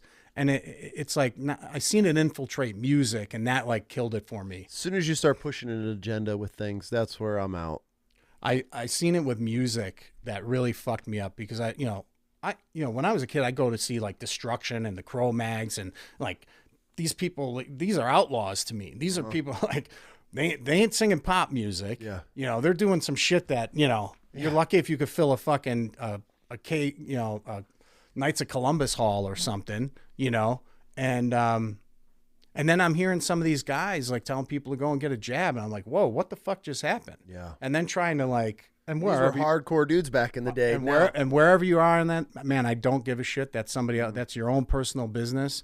But the problem is like, you see people like giving these false equivalences, like, oh, I used to do cocaine, so go get the jab. It's like, fuck you, motherfucker. You're not even talking about the same thing here, And then, you got a band like Rage Against the Machine. It's like, you got 25,000 people out here with fucking masks on screaming, fuck you, I won't do what you told me. Yeah. It's like, bro, you didn't let anyone in that wasn't fucking vaccinated. Like, what are you talking about here? It's ironic, isn't it? Yeah, it's like you've missed the plot here. I'm going to stand up against the government and the regime and everything else, and now you're pushing this. You rage like, for the machine. It's like, and rage for the machine. And it's like so much of that stuff. So I abandoned social media, which hurts me as a musician, right? I mean, my guitar player's in different band, 2 different bands, and they have social media, and my drummers have social, and it's just like, for me, it's one of those things that I've seen like so much perversion in my life. For sure.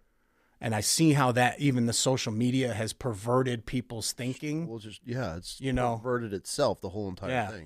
It's like, I just had to abandon it. And I think it's fucking hurt me in the music world, right? Because everyone wants access to know like when you go and take a shit and what sandwich you're eating for lunch. And, it's like, I'm a carpenter. I do carpenter, I'm working on our house. I do, take care of the kids, It's like, I'm never sitting around, like just sitting around. Right. Yeah. And I would see like when I had social media that, some guys are posting 4 or 5 times a day. I'm like, when the fuck do you have time for that? I don't know if we shift gears here or not, because we're an hour and a half into this, because I feel like I could do a 4-hour episode of just your life story.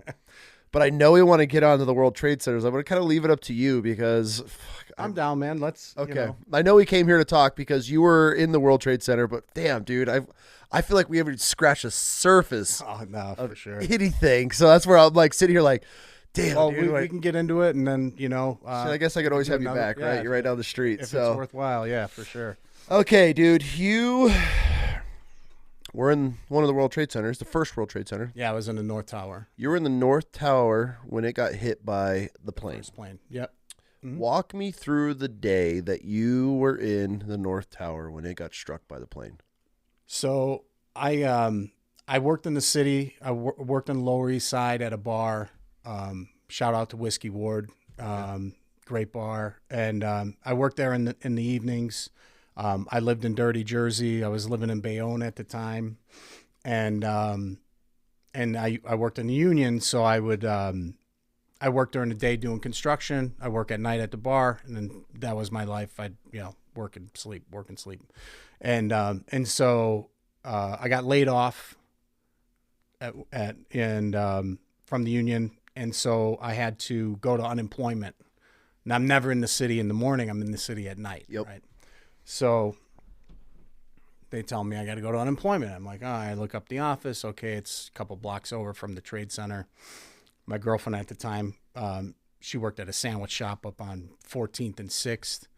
And so I was like, well, I better get there right in the morning, or I'll be, I won't leave until 8 o'clock at night, because a million people going to be in there. So I was like, fuck it. I rode the train in at like 6:30 in the morning or something like that. The office didn't open until 8 o'clock, or I think it was about 8 o'clock when it opened. So I rode the train in early so I wouldn't oversleep and I could, be there. I went to the office. I slept on a bench out in front for like an hour and a half waiting for the office to open. I didn't have an appointment. I get in there. I'm like 1/1,000,000th in line anyway because everyone else got appointments. And finally I start talking to the lady and I said, hey, bomb, this is what's happening, what I need. And she's like, you're at the wrong place. You got to go to Staten Island. Oh, I was like, Staten Island? I'm like, my day's fucked. I got to, I'm like, fuck, I got to go home. I'll try again tomorrow. By the time I got to Staten Island, I was just like, whatever. So I go back to the trade center and I'm walking in the Vesey side door. And the Vesey side door is the side that the plane impacted. Okay. Have you ever been in the trade center before? No. I've never even been to New York City and I'm from New York. So it's a fucking shithole now. Yeah, that's why I've never had a desire to go. Such a shame. I hope they work that out. But So the trade center, the two buildings, North and South Tower, underneath that is like a mall, like the concourse level is a mall. Okay. Tons of stores, clothing stores, food shops. The door I walked in, there was a Sbarro was there and a watchmaker was on the other side. And you walk in down this long corridor, and then once you get in there, you walk across the floor, and then you get over to an area where there was a bank of escalators that went down to the PATH train to go back to Jersey.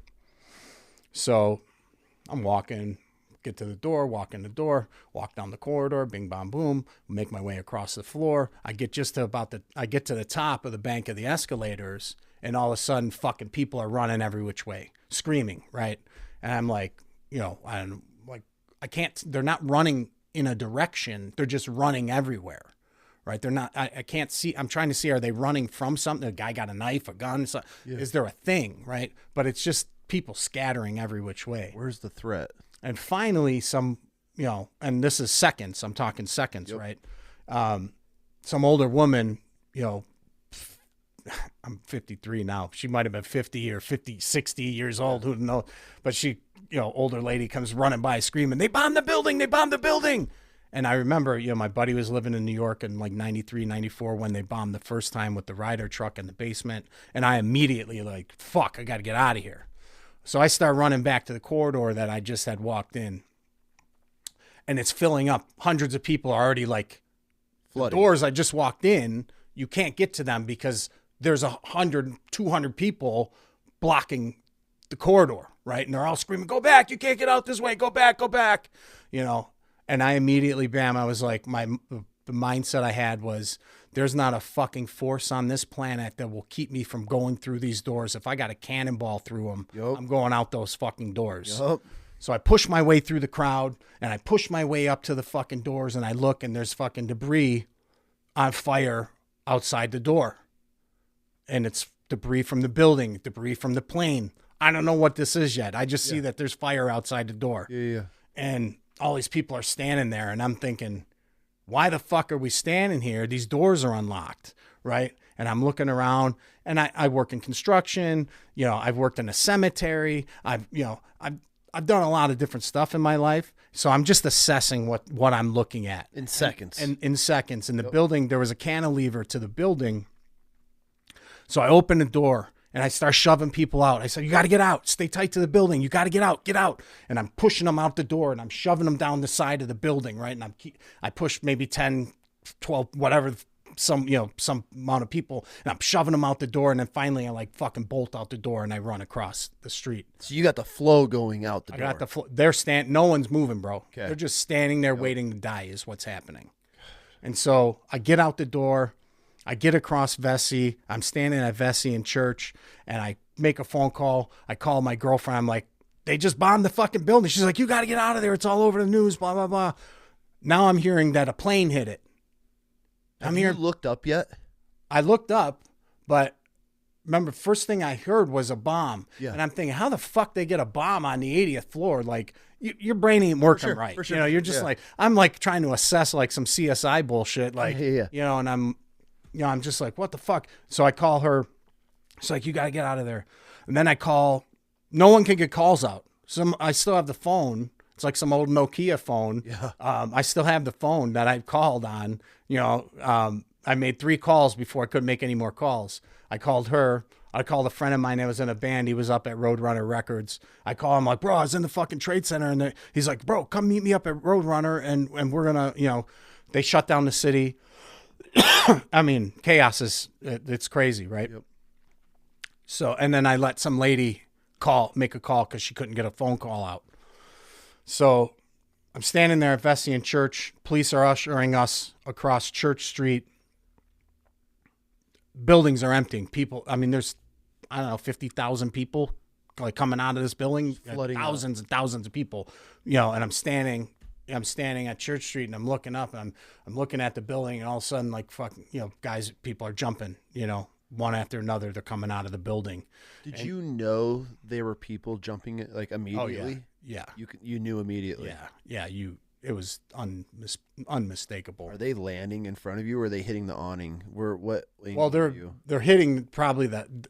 The towers came up, and I think there was like an awning type of thing around the base. Yep. I can't say that I seen anyone hit the ground, but I could tell you that in my mind, I was feeling of hearing something, like they would land like sacks of potatoes landing on the ground. Was it loud? I mean, it's loud. People are screaming, puking, screaming, don't jump. I mean, it's mayhem. It's bedlam in the streets right now. One after another, people are coming out of the building, and I'm staring at the building. I'm just like, man, what's going on here? Like, what's happened? And again, I'm hearing a plane hit it. I'm hearing a fucking bomb went off. And it's like completely disorienting, right? So then I start, I start walking up Church Street. I'm there like several minutes, 10 minutes. When I hear the timeline, like sometimes they'll do a timeline. It's like, at 8:59, this was this. And they go, I know every footstep where I was when I hear that timeline. So whatever the span of time from in between when the first plane hit to when the second plane hit. Yep. Okay, I know all that where I was and what was happening. So 10 minutes, whatever it was, I can't watch another person jump to their death.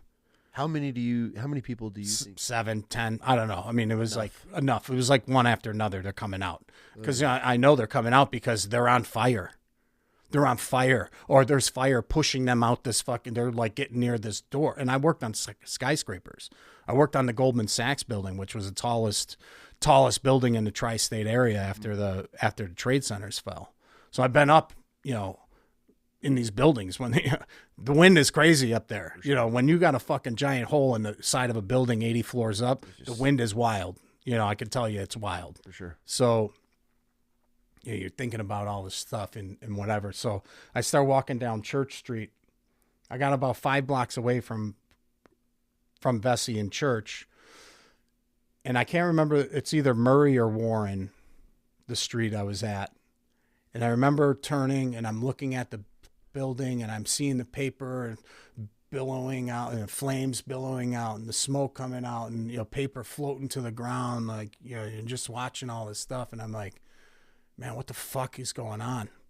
And I see the second plane banking around the building.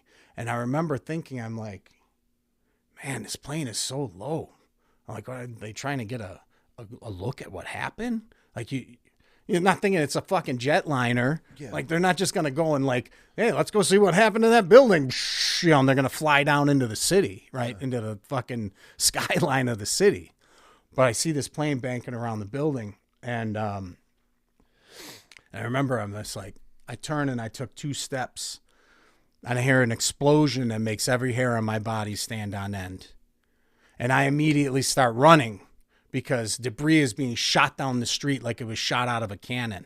So it hit from the backside of the building. So it came out towards your direction. Correct. Okay. So whenever you see the footage of the tower being hit, the second tower, there's a very pronounced ball of fire that shoots out in an unmistakable arc. Okay.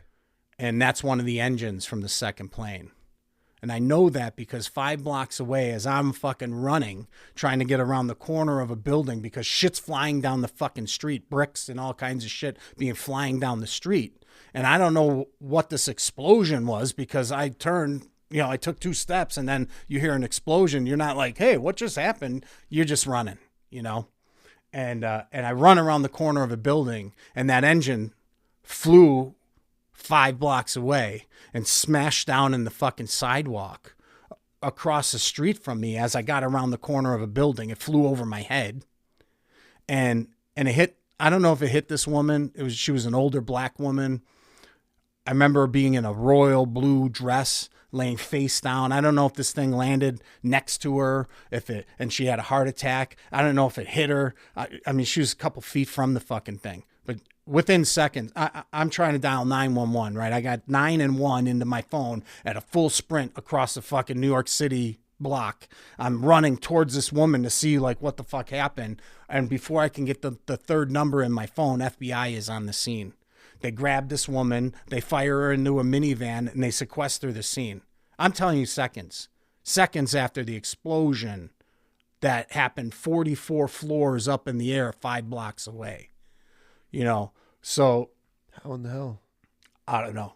I mean, obviously, all kinds of law enforcement were out, 10, 12, 15 minutes, whatever had passed already. Okay. So, Okay. Maybe they're in coordinated, like, we got to get so many blocks out. And I don't know. But it was all, like, wild to me. Yeah. I was Pretty like, quick. what the fuck? And I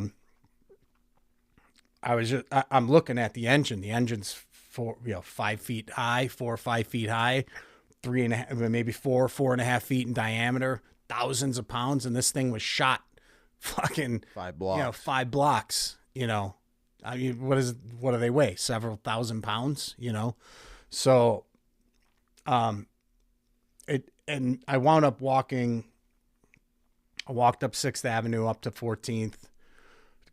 Girlfriend at the time were in the basement of her sandwich shop because they've shut down Manhattan. Can't get out. Can't go anywhere. Bridges are closed. Ferries are closed. Tunnels are closed. Can't leave the island. So I remember we're watching on some little TV down in the basement, and they said that South Tower was coming down. So it was the second tower hit. Mm-hmm. And I remember watching the second tower crumble in the distance. I'm 30 blocks away or whatever at this point, but it's a straight shot down 6th Avenue that I'm watching. And I can see the tower falling. No shit. And I'm like a piece of you died. A piece of me died. Yeah. So, and I connected with my buddy, and he says he just found out that they were running ferries out of Chelsea Piers to get back to Jersey. He lived in Jersey. He's like, come meet us at Chelsea Piers. We can get in the queue and, we can at least get back to Jersey to get out of the city. So standing at Chelsea Piers, waiting to get on the ferry. And I'm on the ferry. We're on the Hudson. And as you're kind of like, I mean, the Trade Center's right there, You got a front row seat. And then the North Tower was coming down while I was on the ferry. And I literally felt like I could put my hand out and have it fall through my fingers. Like that's how close it felt, even though you're not that close. Yeah. But it was a heartbreak because whenever I'm from upstate New York, and so I'd go home, visit people or whatever, and when you come home, like the first thing I'm looking for is Statue of Liberty and the Trade Center. Those are gone. The Trade Center's gone. Yep. So like 2 or 3 days, I think it was, maybe 2, possibly 3, trying to figure out how to go back. I want to go back there, and, I had a buddy that lived down in Alphabet City, which is like below 14th Street, above Houston kind of area. And, you couldn't get to lower Manhattan. Like below 14th, you had to live there, but below Houston, you couldn't go. Okay. So he lived on like 3rd or something. So we were at least able to get to Alphabet City. And then we snuck down through Battery Park. It's a ghost town. There's all these apartment buildings. There's no one there because it can't be there.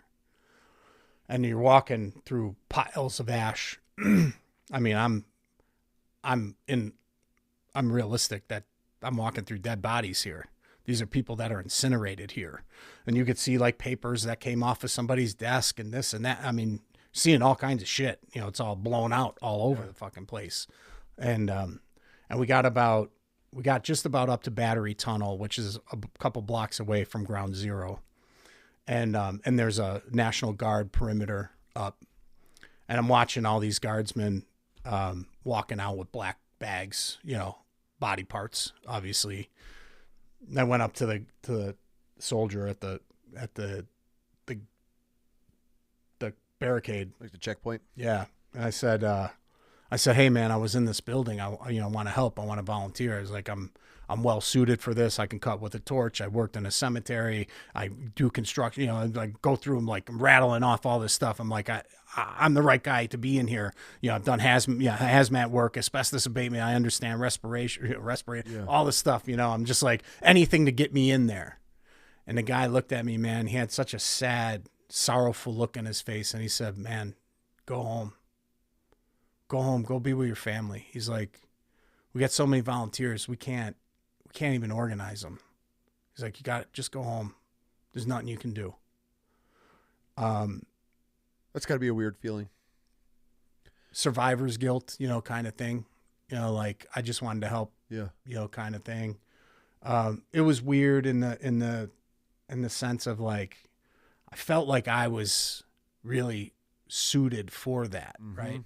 But also, again, like it's a blessing I didn't go there. The asbestos, the chemicals, all of it, man, that went into that. I had a friend. I brought this to show you.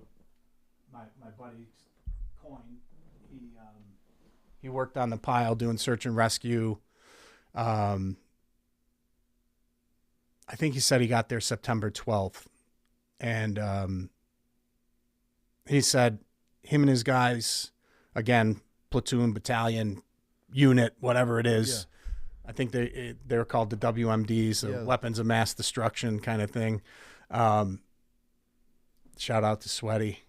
He said that he got his guys, got them all suited up.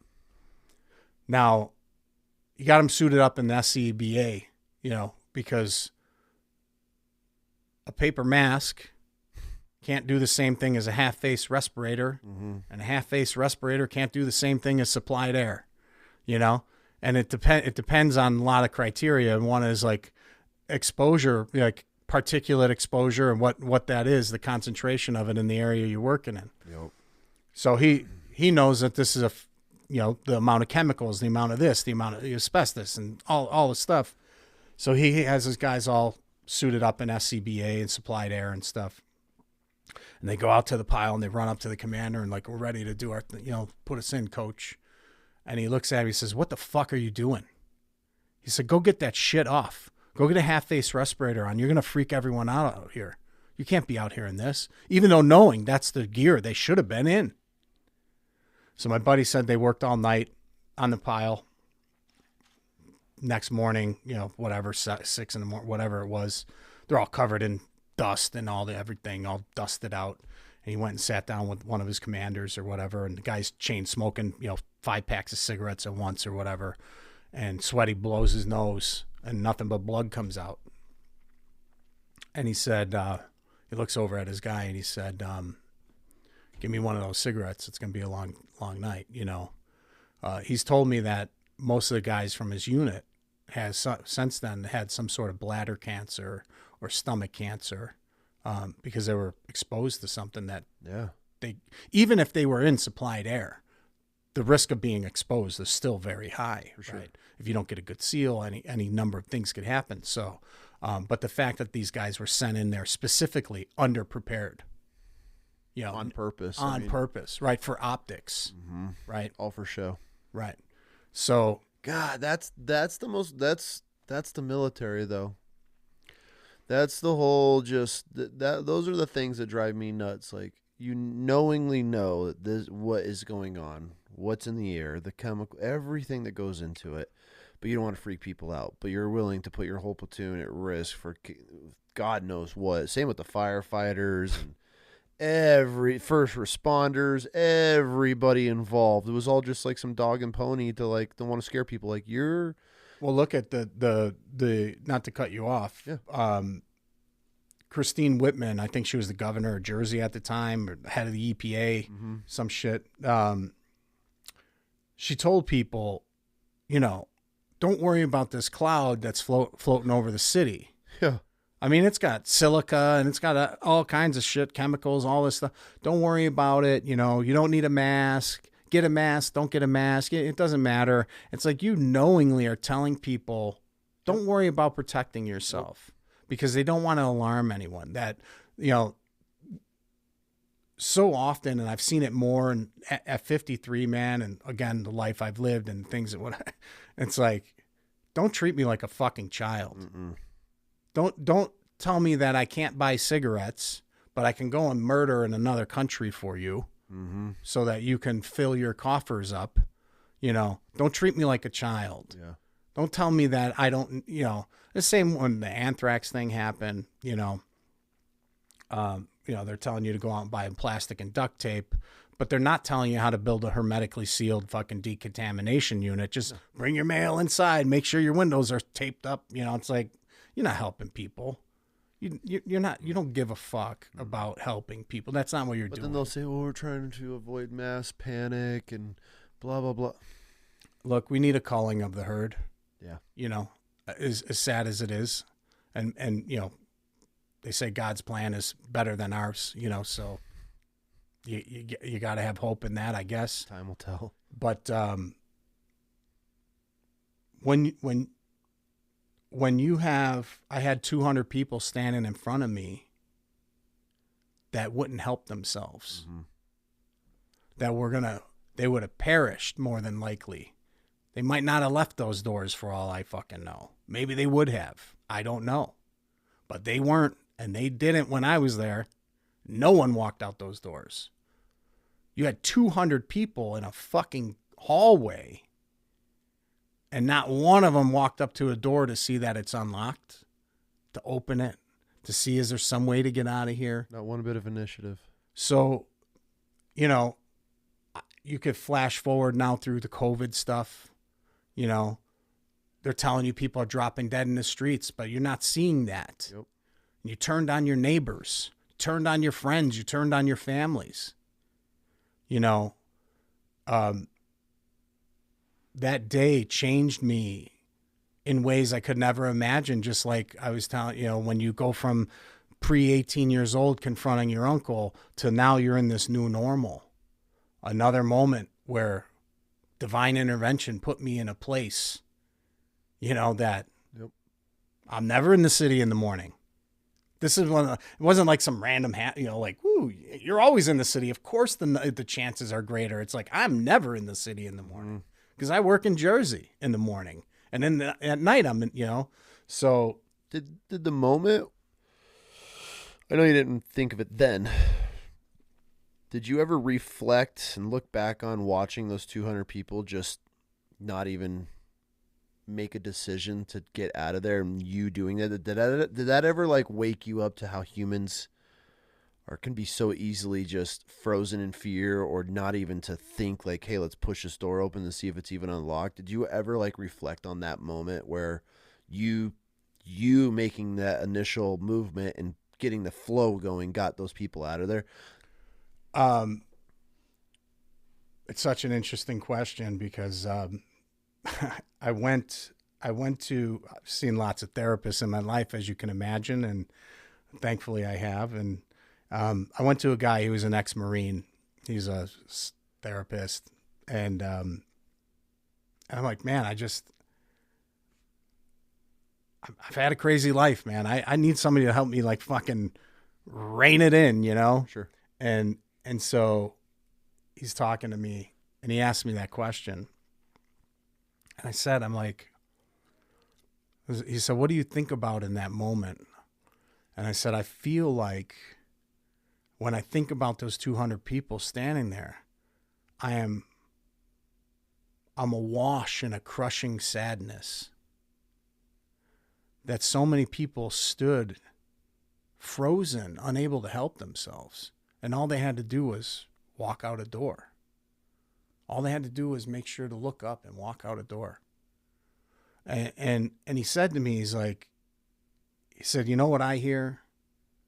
He said, I hear that you're a hero. And I was like, I don't feel like a hero. But if you weren't there that day. I don't feel that, you know. Yeah. But I do think about it. But I don't have that sadness anymore. Mm-hmm. And he said to me, and I told you this would circle back when we were talking earlier. He said, everything in your life prepared you for that moment. He said, everything that you lived through and everything that you dealt with. And he said, in that moment when everyone was frozen in a panic and in fear, you weren't. You just decisively moved. You calculated what needed to be done, and you did it. And I had never thought of the burdens of my childhood and my early life and that in a positive way until that moment. Yeah. I mean, I always thought like, man, I survived this stuff, and you know, what I've been able to survive, you know, maybe it can help someone else survive it or survive something similar or get through whatever the thing that they're doing, you know. But I never thought of it in a way where what a gift God gave me to be able to bear the suffering that I've gone through, so that in a moment when it mattered, I was able to help. I was able to not be the one to let everyone perish, to not be the one that couldn't help or do that. And that was the first time. It was the first and only time I had ever really thought of that burden of suffering being something positive, you know. And it doesn't change the fact that all the lies and that have come from that day now too, that we know 20-something years later, sure. You know. But I hope, you know, it's I hope that in that those lives that maybe I helped, you know, maybe save them. I don't know. That they were able to do something with their lives, that they paid it forward somehow for other people too, you know.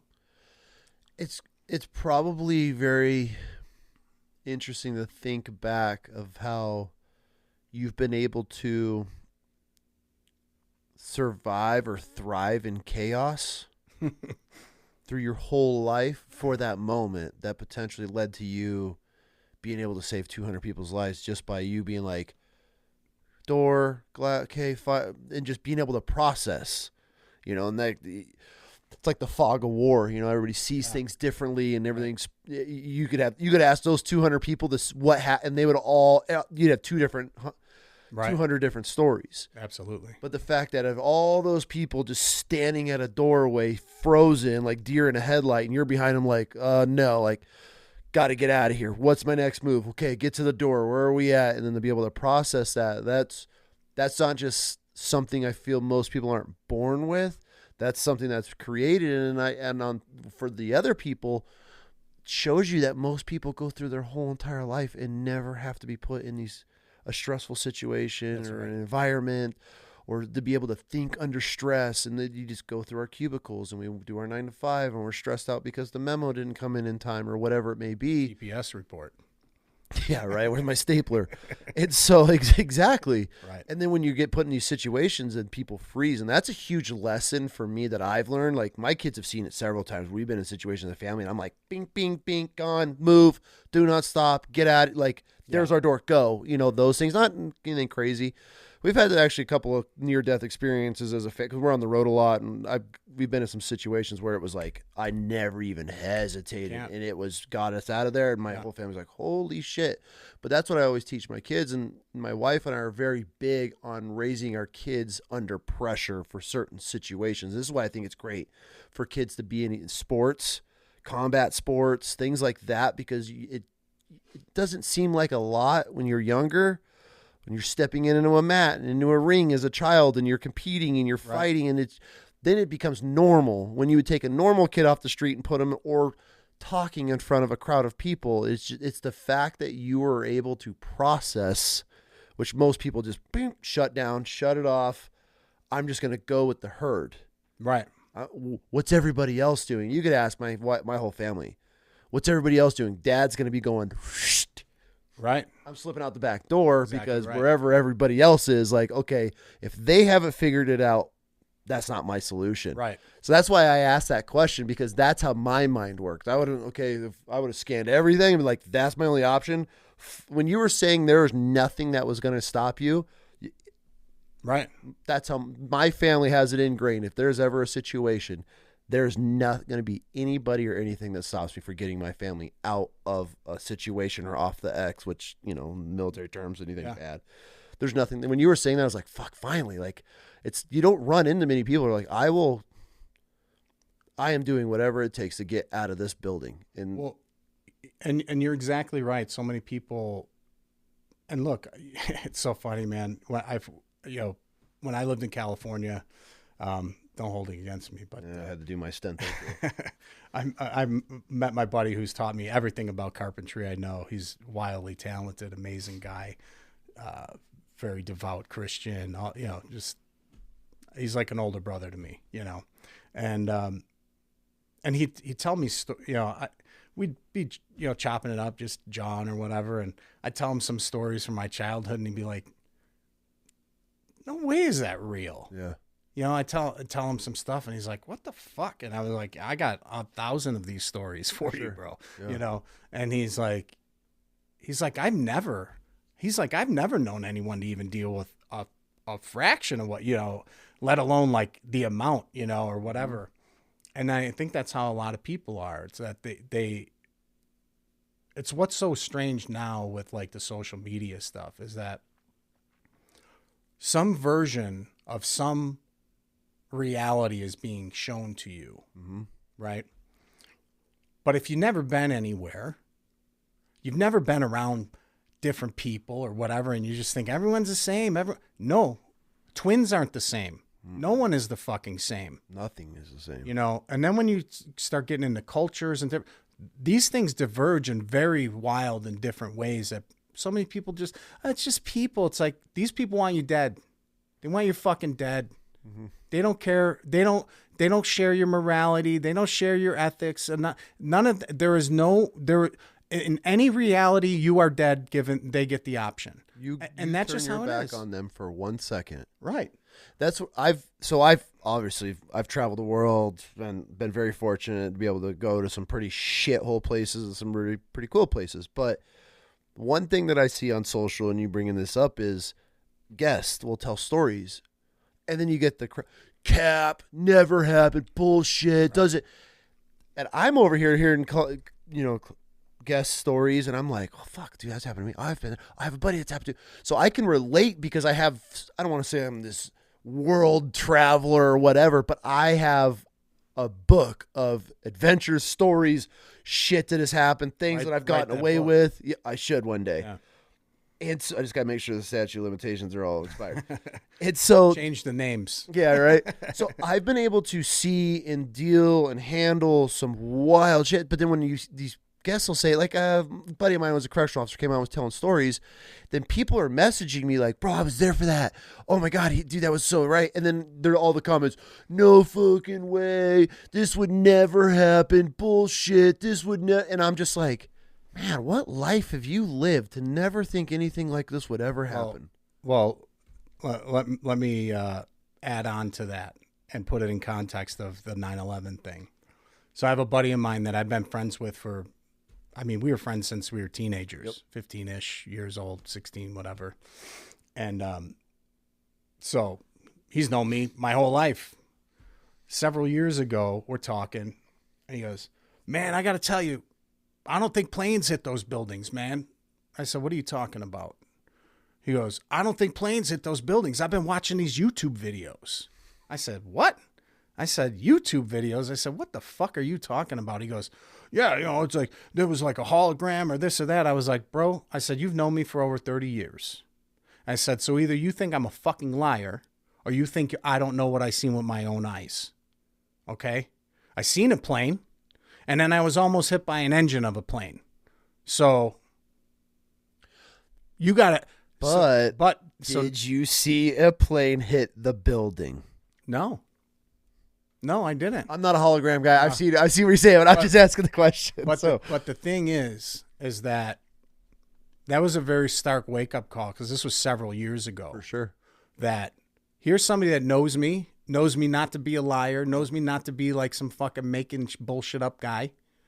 And even though he knows me personally, he still doubts what an actual fucking eyewitness that he knows and trusts tells him, because of some fucking video made in a basement by some kid or whoever. Yeah. You can see it's a green screen, and they automatically believe it. You know, and so this is the danger where social media and this stuff, and that was several years ago. Now, like the deep fake, cheap fakes, all this shit, this AI stuff, we're moving into a world where people are no longer going to know what's real anymore. Yeah. If you're not talking to real people and you're not out doing real shit, you're not going to really know what's going on. There's going to be a whole generation. Your kids, that whole generation, for sure. She's old enough to see it, but like our youngest, she'll show me stuff. Dad, look at this. And I'm like, it's AI. She's like, like got me. And I'm like, and then we feel bad. And she made the comment. Our youngest made the comment a month or two ago. She goes, you know what sucks, Dad? I'm like, what? She goes, I don't even know it's real anymore. And it crushed me. And I'm like, damn, we're here. Trees are real. The river's real. Mountains are real. Outside is real. You know, the thing is that they've done a really good job of like cleaving a bunch of people away from, you know, the herd, right? And they've taken, you know, what is it, neuroscientists, neuropsychologists, there's like 80-20, you know, divergence in thinking or whatever. Well, that 20% also has an 80-20. Yep. You know, and it breaks down even lower and lower and lower, and that's why you wind up with weird groups. These guys, I'm with this guy, but you guys think different things here. Yeah, but we agree on this other thing. You know, it's become a really useful tool for divide and conquer, and it's an old tactic, thousands of years. Yep. You know, they've been running divide and conquer, and it's wild to me. I hadn't been political up until this point, up until 9/11. I didn't pay attention to politics. I did a bunch of fucking jerk-offs stealing money from me, you know, or stealing money from our country, embezzling money, doing dirty shit. You know, it's like CIA, FBI, I don't know. I think they're probably all fucking scum. You know what I mean? 100%. But then all of a sudden I got a buddy, he's in the FBI and he's an amazing guy. I'm like, well, maybe they can't be all scum because he's not a scumbag, you know? But the thing is that the world's a complicated place, right? And all this like geopolitical stuff now that we've been forced into like paying attention to, which we should, you know, you got to know what's going on, you know? You know, the West is the West is the people that fucking abolished slavery. The West are the people that, you know, fucking fought the Nazis, but somehow we're Nazis and we're racist now. Yeah. You know, it's like sense. These things have to be pushed back against, you know, and the strange thing, like the 9/11 thing that was always felt really weird to me, and what you're holding there, just so your guests know, I had a friend, her brother died in the Trade Center. He was on the 106th floor, Sean Rooney. And he was above the impact zone of the North Tower. He couldn't get out. And he was talking to his wife on the phone, telling her where he's at. I'm in the office. I can't get out. She's like, just stay there. They're coming to get you or whatever. And he's like, you know, tell the kids I love them. And he rode the building into the ground with his wife on the phone. Tell the kids I love them. She was a very staunch advocate for victims' rights of 9/11. And she was a huge thorn in the side of the government because she wouldn't let it go. Her husband's dead, right? She sees all this bullshit. She's then killed in a plane crash after she had met with maybe Obama or so, I forget who it was, just like day or two after, outside of Buffalo, New York, in Clarence. Plane crashes. She's dead. Now, is it a coincidence? You got 2 people killed in plane crashes, and I don't believe in coincidence. You know, the amount of coincidences that surround 9/11 are wild, right? So those buildings are 110 stories tall. Mm-hmm. They want you to believe that 210-story buildings on a fluke, first one hit through the 80th floor, magic jet fuel caused desks to burn. I mean, I worked on these skyscrapers, man. We're pouring 650, 700 yards of concrete a day per floor.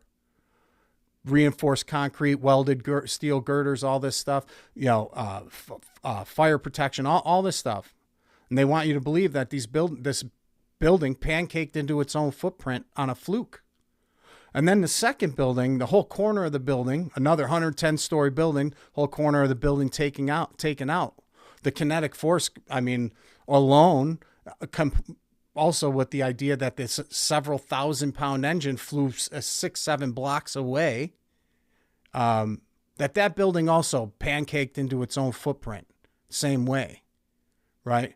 They want you to believe that a building that wasn't hit by anything, at most maybe paperweights flying off a desk or some burning paper landing on its roof.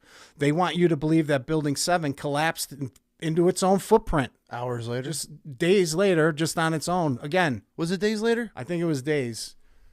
You know, I've demoed 6-story buildings. Nothing crazy, but still 6 floors. Yeah. But months of effort went into like making sure that building's falling into its own footprint.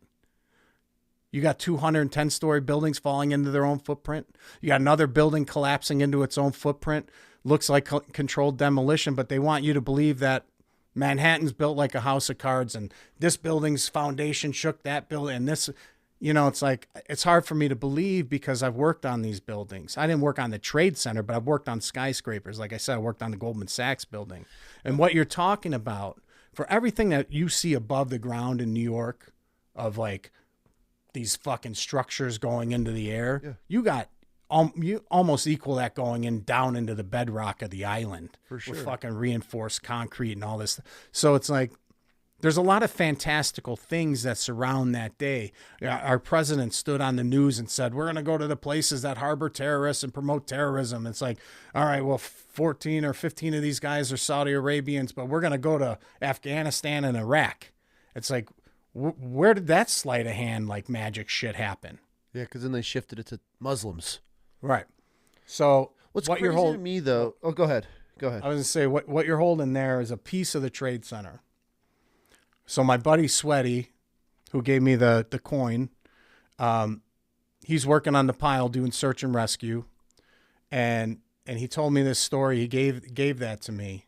He came out to a show I was playing in Rochester, and he was singing for a band called Moment of Truth, and he's still in the military from what I know, and he gives me this stone, and he says, I want you to have this. He said, it saved my life. Damn. And I said, why are you giving this to me? He goes, you should have it. And he told me, he said, he's working on the pile doing search and rescue before Building 7 comes down. And they said, the building's coming down. Evacuate the pile. And then the building starts coming down. He takes off running, and he trips over this fucking piece of stone. And as he falls, where he fell, he falls flat down, and a piece of concrete and rebar flies over where he would have been standing had he not tripped and fell, and wrapped around like a post or a pole or some shit. He's like, it would have killed me. All because of this? Because of that. So, and this candle holder that you're showing, so my friend that, I told you her brother passed away in the Trade Center, Sean Rooney. A year later, I think it was maybe a year after or 2 years after, every year on 9/11, they'd have the victims' families come to New York City, and, and so they gave them that. And it's debris, it's soil and that from the Trade Center site. So you can see there's like some there's bolts and nails and different things in there. Something happened that day that changed the world forever, but changed our country forever. For sure. Because they took our privacy away. They told us we gotta take your rights away so that we could protect you from these other people. Done all these things. They want you to believe that a plane vaporized in a field in Pennsylvania. They told you this heart-wrenching story about how these people have phone calls with their loved ones on a plane telling them we're going to roll on these guys on an analog phone system on a plane traveling at erratic speeds, at erratic elevation changes. This is back then, not today. That's always my question, and nobody ever talks about it. You mean to tell me the whole plane full of Americans, not one motherfucker stood up and was like, no, not going to happen. They're telling you this plane vaporized. Yeah. Well, there's no the wreck. I mean, you look at the site. There's no luggage. There's no tires. There's no fuselage. There's no bodies. There's no seats. Look at every plane crash in the fucking world. Yeah. Planes don't vaporize, right? So there's that. And then again, these are just things about 9/11 that I think people should think about, right? I don't have any answers. I don't know what happened that day, but I do know that the amount of coincidences that had to take place in order for that to happen don't happen in reality. How do you have a group full of Israel natives on video chanting and filming everything, and then the cops stopped them and questioned them across the harbor, and they said they were here to capture the moment? Like, how did they know about it? All documented, right? Like, it's wild, man. It is. It's insane to me, and I bought into it. That's why I joined the military. Of course, right? But how it's could like, you not? I mean, you blood for blood, man. 100%. You know what I mean? It's like, you want to punch me in the face? Fine, I'll fucking chop your arms off. We're gonna go fight these dudes, and I'm a New Yorker, and I'm gonna I'm signing this dotted line. Like, where do I sign? Yeah. And then now we look at it, and I'm like, God, like, none of this makes sense. None of it. You're telling me, like, the steel beams that are like melted. You're telling me jet fuel did that? I'll tell you something. Immediately after, back then, every year I would torture myself and I'd watch every fucking thing, everything on 9/11. Anything they put out, Military Channel, History Channel, Learning Channel, this channel, Science Channel, this channel, that channel. But the amount of propaganda was wild to me, because what I started to notice is, like, look at this graphic. We made a graphic and it's animated plane, and look, that's exactly how it happened. And then I'd see them running bullshit fucking experiments. I remember one, I don't know if it was on the Learning Channel or Science Channel or whatever, and I'm watching and they're like, okay, we're going to show you how the jet fuel melted these beams and pancaked this building into its own footprint. And I'm like, okay, please enlighten me. So they're out in the desert. They got a big pit. They fill it. It's filled with jet fuel. They take like some 6-inch like aluminum fucking I-beam, like put it over this pit, and they light it ablaze, and they're like, look at it go. And we're going to watch this beam crumble under this, and nothing. And I think it was aluminum. I could be mistaken on that. But anyway, they got this thing going. Nothing's happening to the beam. And then they're like, well, we need to add some weight to it. And then they go and put some weight in the middle of the beam. And it's like, bro, you're not even talking about the same materials here. No. I mean, the fucking beams that they use to make these buildings are not like little 6-inch I-beams. No. That's not what's going on. No. You know what I mean? They're not, you don't have it encased in concrete. You don't have it wrapped in asbestos. You don't have all this other shit going on.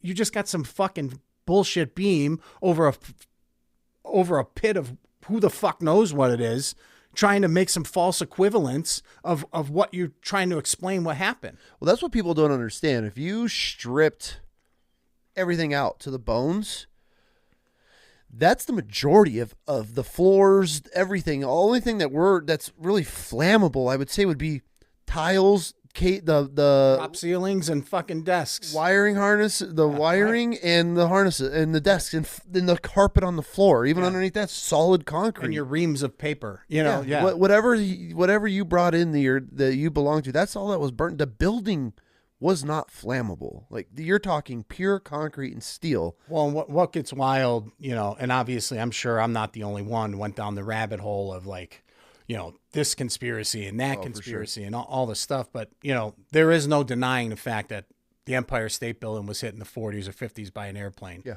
These buildings were built in the 70s with the idea that we had jetliners now, you know, and a plane impact is a real possibility. Yep. There were structural things that went into these buildings. And again, I'm not saying I know even a fucking fraction of what happened. I know a country went into trillions of dollars of debt. I know that we sowed chaos throughout the Middle East. All of it, I get it. And if these motherfuckers did it, then fucking turn the Middle East into a fucking glass parking lot. Yep. I don't care. Yep. But I just don't believe what they've told me. No, I don't either. If you told me that these buildings, hey, you know, when we build these high skyscrapers, we have, you know, thermite packs built in case there's a collapse and we got to bring it to the ground. We got to set them off and we do that. Then fucking tell me that. Mm-hmm. But what you're telling me didn't happen, right? What you're telling me, you know, you want me to believe that in one of the most heavily trafficked international tourist cities in our country, fucking Washington, D.C., that you can't find a fucking stitch of photographic or videographic evidence or a fucking eyewitness to tell you they seen a plane flying through D.C.? You got people from every continent with every fucking piece of advanced equipment of photographic and videographic From technology. the 70s. Back then, you know, I mean, it's just, again, the absurdity. And you go back and look at the footage at the Pentagon, It's insulting. and it's like, okay, I got two buildings that I seen that had a fucking wing impact from a jetliner, but now I got a little hole in a building. And there's a whole big show going on. There's a big spool of industrial wire, and there's fire, and there's people running around and whatever.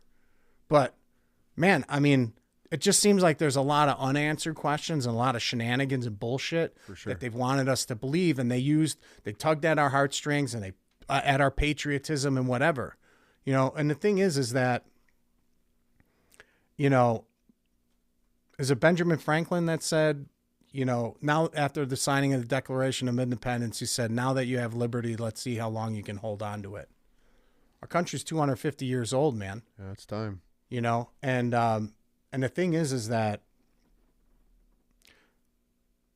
I don't understand that in this day and age, after, you know, I witnessed the worst terroristic attack, so-called, if our government had something to do with some part of it, they must have narrative, yeah. Whatever, right? That today you're telling me we got a communist Muslim mayor as the mayor of New York City. You got people saying they're socialists and this country has to decide what its identity is. For sure. You know, and there's a lot of brain dead people, and I'm not knocking them, because most people want to get up, they want to drink their fucking coffee, they go to work, they do their toil for 8 to 10 hours, whatever it is. They come home, they have a beer, sit on the porch, maybe play with their kid, fucking pat them on the ass, have their dinner, fall asleep in their chair, and that's every day for them. And I get it, because life is hard. In the best of times, your time is short. Mm-hmm. Life is hard. You know, so if you now you're being asked to think about things that are so beyond your scope of understanding. Because I don't know what's going on in Ukraine. And I don't know who the fuck the Palestinians are and Somalians and these people. Because I live in fucking Cleveland, Ohio. Yep. And I just like to be able to take my kid to the park and have him play on swings and not worry about getting fucking stabbed or shot. Yeah. But see, your life has to be worth protecting, right? And the minute you're not protecting it, somebody will take it from you. Somebody will take your country from you. There are countries out there that don't share our morals. They don't share our ethics. They don't share our optimism. You know, is it a perfect place? No, it's not a perfect place. Is capitalism a perfect solution? Maybe not. But it's better than what anything else we've seen so far.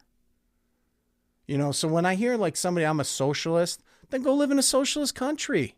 You're a communist, go live in a communist country. Because I have friends that escaped the Soviet Union after the collapse of the Soviet Union, Armenian friends, you know, Vances. And,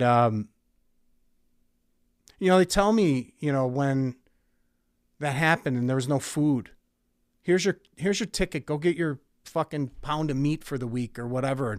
But there's no food there because they're selling it out the back door because their families are starving. You're paying Russian mafia to fucking get you out of a country, and they're just stealing your money. Mm-hmm. You know, these people, you know, my immigrant friends that I've talked to, they're like, this is communism. I lived through it. I know what it looks like, and this is it. These are the things they do. They take your music from you. They take your communication from you. They shut down your speech. They do these things. That's how they implement the fucking takeover. Yep. You know? Which has been slowly happening here forever.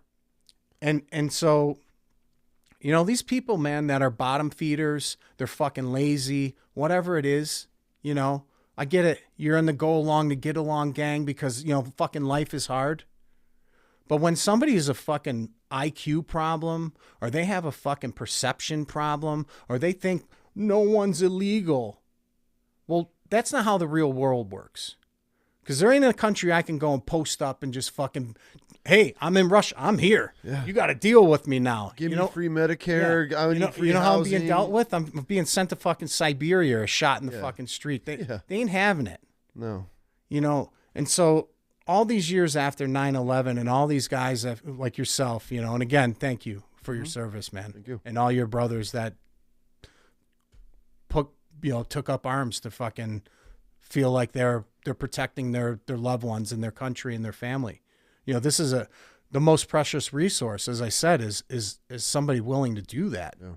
And to have like these bureaucrats and these fucking politicians and these fucking NGOs that squander that just for what? Their kids aren't. So they can get no, they don't have to. They don't have to follow the rules they set. They don't have to follow the law. You know, and the thing is that, you know, the world is always coming for you. And I don't know if you ever played the game Risk when you were a kid. Oh, yeah. Did you? Mm-hmm. I sucked at it. I wasn't a strategic thinker in that way. I had a buddy, my buddy was in the Navy. You know, he killed me all the time. You know, he's just like, he was all about it. And I was just like, this shit sucks. Yeah. But when you start thinking about the world and that this is how the world was formed. Mm-hmm. People conquered places. They took places over. They did these things. You go and look at Genghis Khan. You can go look at Alexander the Great. You can go look through time. You know, the Persian Empire, the Ottomans. I mean, it's like endless.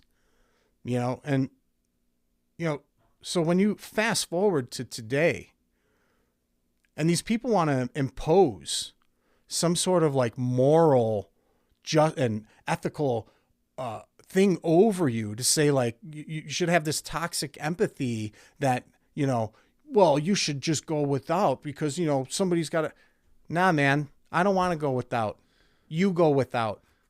I don't want to go without privacy. Mm-hmm. I don't want to go without wondering if I could take my kid to the park or if I say something because somebody's a fucking savage and I fucking tune him up. I'm going to jail because I don't need to call the police to protect myself. So we got a lot of cowards that have been handed over power. Yep. And they think that they wield that power with absolution over us. And so in the same way with the COVID stuff, that should have opened a lot of people's eyes. You know, I had a conversation with a guy, a black attorney in LA. And I say black because it's relevant in this situation. Mm-hmm. My wife and I were like, I'm doing carpentry and I work for billionaires when I'm there. My buddy, all the work we do, they're billionaires. Okay. We're working on 30, 40, $100 million homes. Okay. It's a different world. Mm-hmm. And all through COVID, we never stopped working. Yep. And all through COVID, they're fucking illegal immigrant maids riding the fucking bus, the city bus for 3.5 hours to come from East LA to fucking Malibu. They didn't give a fuck. They had these people coming to houses that they didn't live in to go and continue to work. Mm-hmm. So I'm having this conversation with this guy at my buddy's bar. He's a part owner of a bar in Hollywood. And I'm talking to the guy, and I said to the attorney, I was like, I don't understand how every black or Jewish citizen in this city isn't burning this fucking place to the ground right now. And he goes, what do you mean? I said, what do I mean? I said, what I'm seeing is that the mayor of the largest city in the fucking country just put legalized discrimination back on the law books based on people's personal medical choices. I said, So that seems a little wild to me. And he goes, oh, well, I support it. I was like, you support what? I was like, you're an attorney and you're black. I was like, what about the Tuskegee experiments and all these different things? I was like, we got international law that's supposed to protect the citizens of a country from being experimented on from their own fucking government, unbeknownst, you know? And he goes, what's international law? That doesn't mean anything. Oh, okay. And I'm like, and in that moment, I was like, so you're not black enough to give a fuck, and you're just enough of an attorney to know, like, where your bread is buttered. Yep. And it was like, you get to dip your toe in and figure out, well, where you want to be. And to me, it's like, I don't think of the world that way, man. I think that, you know, your principles and your morals and your ethics, they're not, they can't be so easily bought. They can't be so easily interchangeable. But they are, and especially nowadays with wanting to be an influencer, with wanting to have a voice and a face or to be somebody. And that's where it's Get wild. your name in the phone book, like Steve Martin and The Jerk, and you could be somebody. You know what I mean? Yeah, so it's insane to me, and I'm with you because I watch how a lot of people. COVID showed us a lot about who your neighbor is, and, you know, and we didn't buy it for not even a millisecond in this house. Like, I was like, hey, things are gonna get stupid. Let's get ready. Just get some supplies because who knows how bad it's gonna get. right. But as far as the shot and shit, I didn't buy into that because I've been around the world. I've seen natural disasters and what happens and when they're dealing with bodies, and how when you have this huge increase in bodies, there's we're not building cities to deal with thousands or even hundreds and hundreds of dead bodies that are happening every day, right? So and that's when the wife's like, well, how do you know? And I was like, with how much technology, everybody's got a phone, there would be videos of piles of people behind morgues in the streets. Like, it gets to a point which they're making it seem like there's thousands of people dying from this. I'm like, where are the bodies? That was my biggest thing. Where are the bodies? And I was like, I'm not buying any of this. And, but it just shows like how we're so easily, like, people will give up everything, their morals, their values, principles, what they stand on, for just a little bit of fame, a little bit of power, a little bit of money, and they'll sell themselves. It's also their fears. 100%. So, you know, Fear is a huge one. Fear controls. I learned that overseas. These people, what they would do to other people just out of fear for their family. I had a friend years back. We're talking. I love him dearly. Very close friend still to this day. Musician, traveled the world, played all the big stages with all the big guys. He's a very well-known guy. Yeah. And we're talking, and he says, and this is maybe five-ish years after 9/11 happened. And he says, maybe it was 2000, maybe 2008 or somewhere around there when we're talking. And we're talking about taxes and whatever. And I said, now mind you, I had to fly 1 week after 9/11. I was out on tour. Okay. And so I was teching for my buddy's band. And so I got on a plane a week later to fucking fly out to Sacramento to do the smoke out with, like, it was Cypress Hill and Deftones. Okay. Yeah. And I get on the plane. I got box cutters. I got fucking wrenches. I got all kinds of shit. I forgot they were in my bag. I just got on the plane. You know, I'm like, so we're sitting there years later. We're talking, my buddy, I said, we were talking about taxes. I said, you know, and I don't know if it's still there now because I haven't looked, and I try to avoid flying whenever possible. But I said, do you know that every time you take a plane, you're paying a 9/11 security tax on your fucking, for your plane thing, airfare. He goes, well, I don't mind that. I was like, you don't mind that? I was like, don't you want to know where that money goes? I said, because it ain't obviously going to the fucking TSA, because they don't seem like some highly trained crackpot fucking, like, organizations. You know, you got people that are being paid just above minimum wage. You want them to have this highly responsible job. Well, you don't get highly responsible people if you're only paying a minimum wage, because those people are working real jobs. Mm-hmm. So you got a discrepancy here. And I said, so what do you mean you don't? He goes, well, I like being protected by nuclear weapons. I was like, you think that's how it works? You think like, that's not how it works. You're like, really explain this to me. You know, but it's that fear thing, you know, it's like and there's another famous quote where it's like, you give up your liberty for security or something like that. You know, I had a neighbor They're running a business out of their house in LA. Wife's got a rockin' fucking personal training business. She's probably got 30, 40 fucking people in and out of their house every day through the pandemic, you know? And I'm helping him out one day with some stuff. And he says to me, he goes, "Did you get the jab?" I was like, "No." I was like, "Why would I do that?" And he goes, I was like, "Why did you?" He goes, Yeah. I was like, I had to. I was like, "Why would you do that?" I was like, "I'm surprised you even give a fuck about it." I was like, "You guys got 30, 40 people in and out of your house every day. You know, I mean, she's literally running a business out of the house, you know?"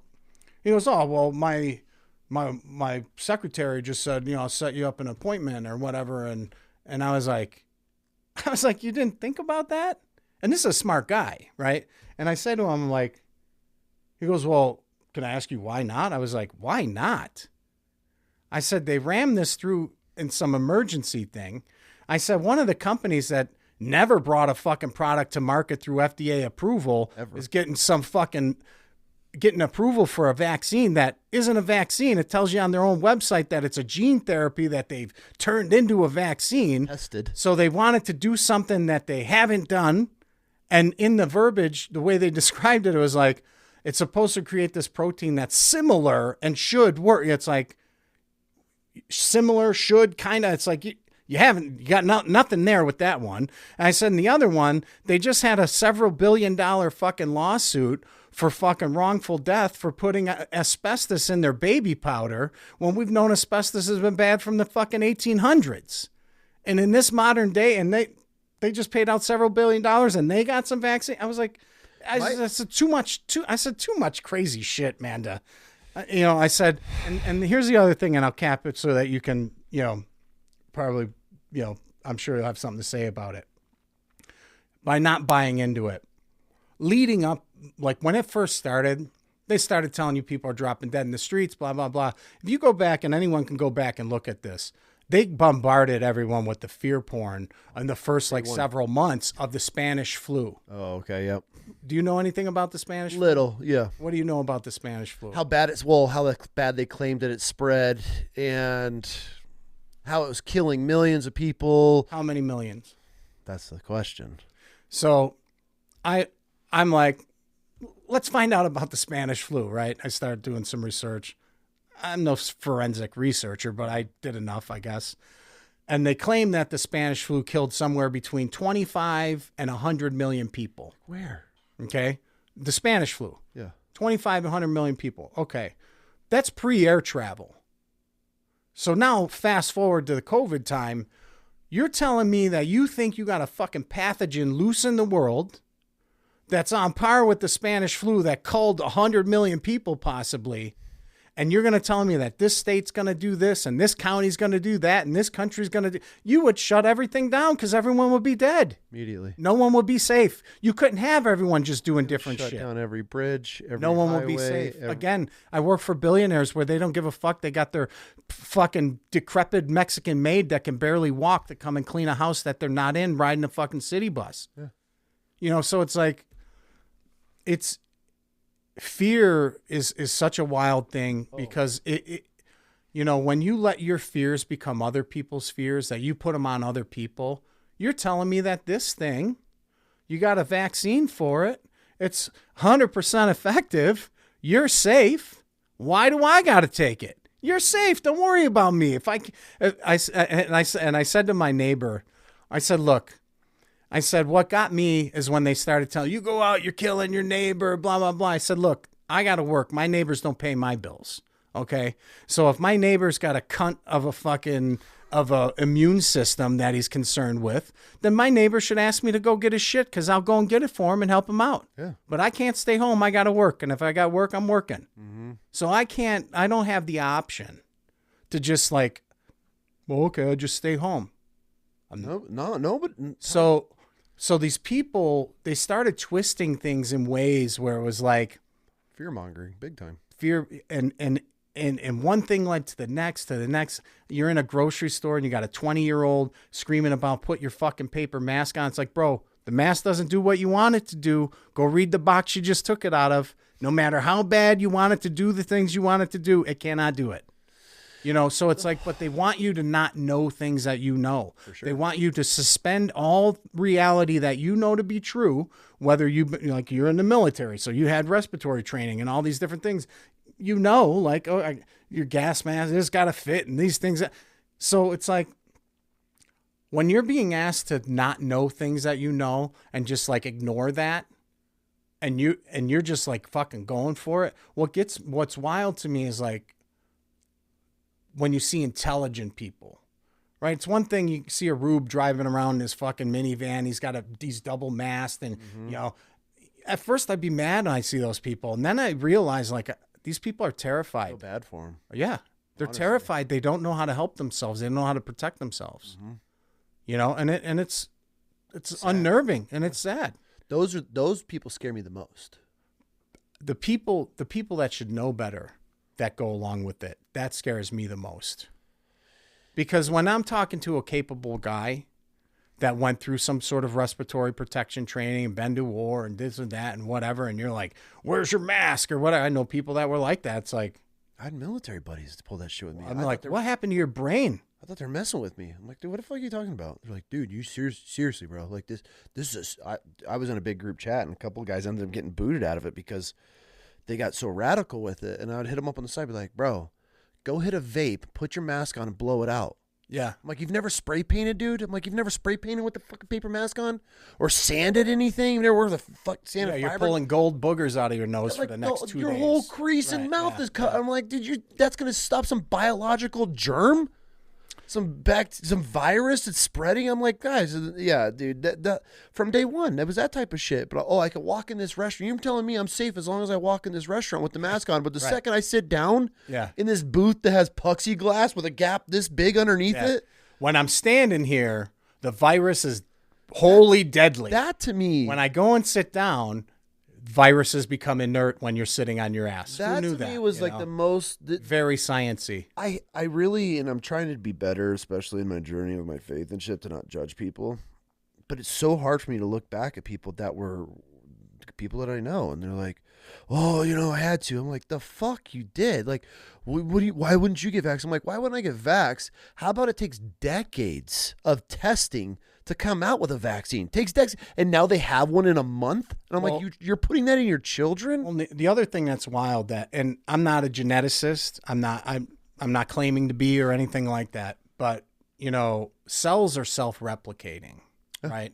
And so you're telling me that you're going to put something in my body that's supposed to shut off after a week or whatever. And, it's like I live in the world every day and I see fucking technology going haywire all the time. You're telling me you ram something through super quick and but this is connected to my DNA and that's supposed to shut off. And what if it doesn't? And, I had a friend of mine, his wife is ex-wife is a virologist and worked with immunology or some shit. But anyway, she's like an expert in the field from what I understood. Right. Yeah. Thankfully. And I'm talking to, I'd talk to him. I'd be like, bro, what's going on? He's like, it's all bullshit. Don't, they can't run the tests the way they're doing. They're false positives. You wouldn't do this and that. And he's breaking it all down. And everything that she said was correct. And this woman was interviewed by the military to fucking tell them what was going on.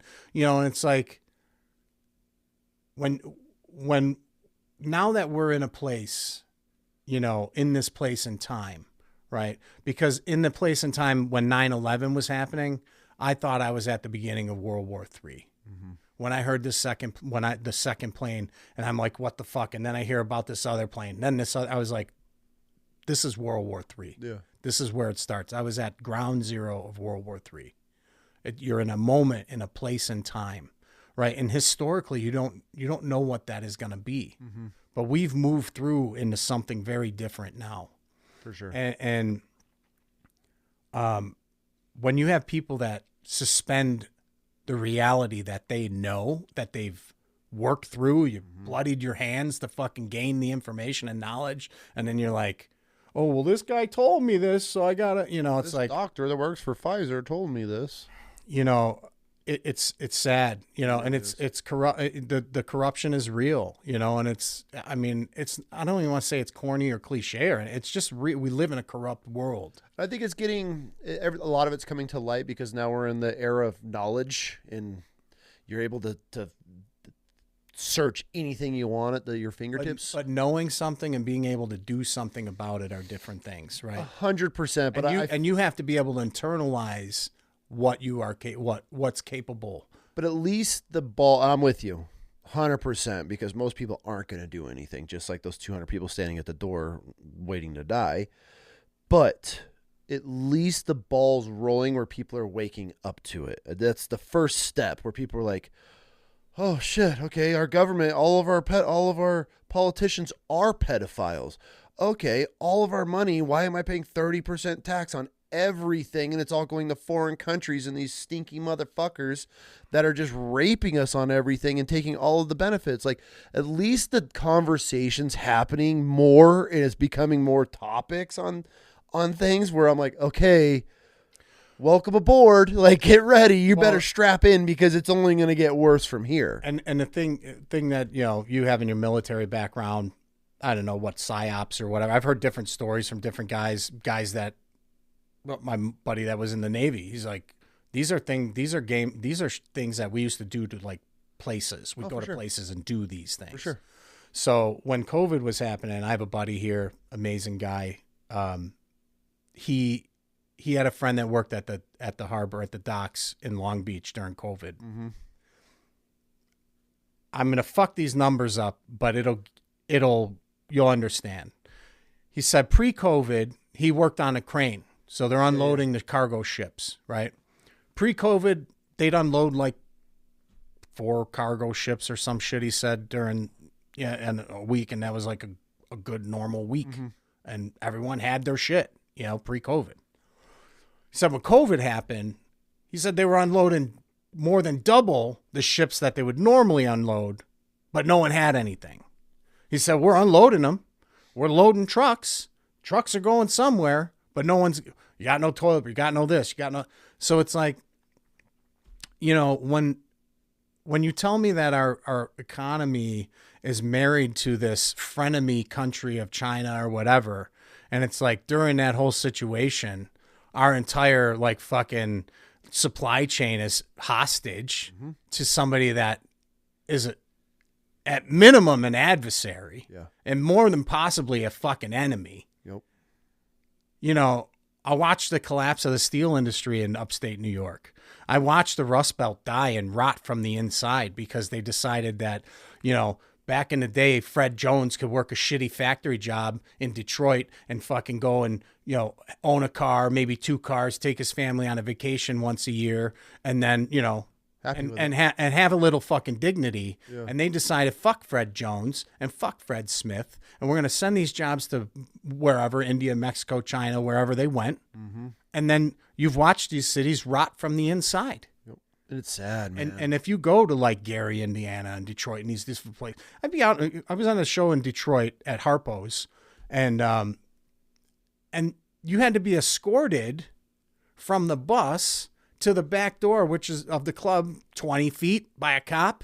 So because people get stabbed, they're fucking jumped, going 20 feet to the club. You know, it's like these cities and the things that have happened in this country happened when they outsourced all this stuff and decided, fuck these people. There's no pride anymore. There's no pride in these cities. There's no pride in our cultures here in these towns, and people aren't building things anymore. Nobody has their hand. I built that. I helped do that. There's none of that anymore. Yeah. And it's really sad, especially when you go to these old cities that were just thriving. We were, where was Anheuser-Busch? Indianapolis? That sounds right. Maybe. Anyways, wherever the Anheuser-Busch, like the OG buildings were, we were doing a photo shoot for a company there, and we were just rolling around. Bro, everything's boarded up. There's like one beautiful hotel downtown that was still open. Everything's graffitied. Everything's boarded up. You can see all the old buildings where they were making all the old Anheuser-Busch, and they got the gargoyles on the corners. And, and it's just ghost town. And I'm driving through with my buddies, and I'm like, fuck, dude.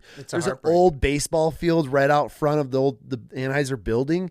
And you could tell, like, looks like it's just an old little baseball field. It's like, dude, imagine the games those dudes were playing out there at lunchtime, and just pitching a ball, and the kids and like the noises and how they were thriving. And it's like, oh, we're going to take this all out of here.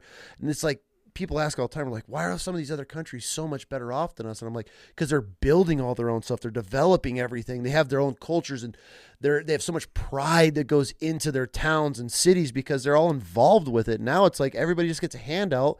That's why you can't do anything or trust anybody, because they'll just turn on you in a heartbeat, because it'll just go to the next dollar, or whoever's going to give them the next free shit. Yeah. And that's just where they're going to go. And that, well, and the quality, right? So, oh, for sure. To this point that you're making, when I first moved to LA, my buddy, he makes a lot of money, and, you know, he's been my friend forever. And, you know, I'm the broke musician, fucking scum, you know? Yeah.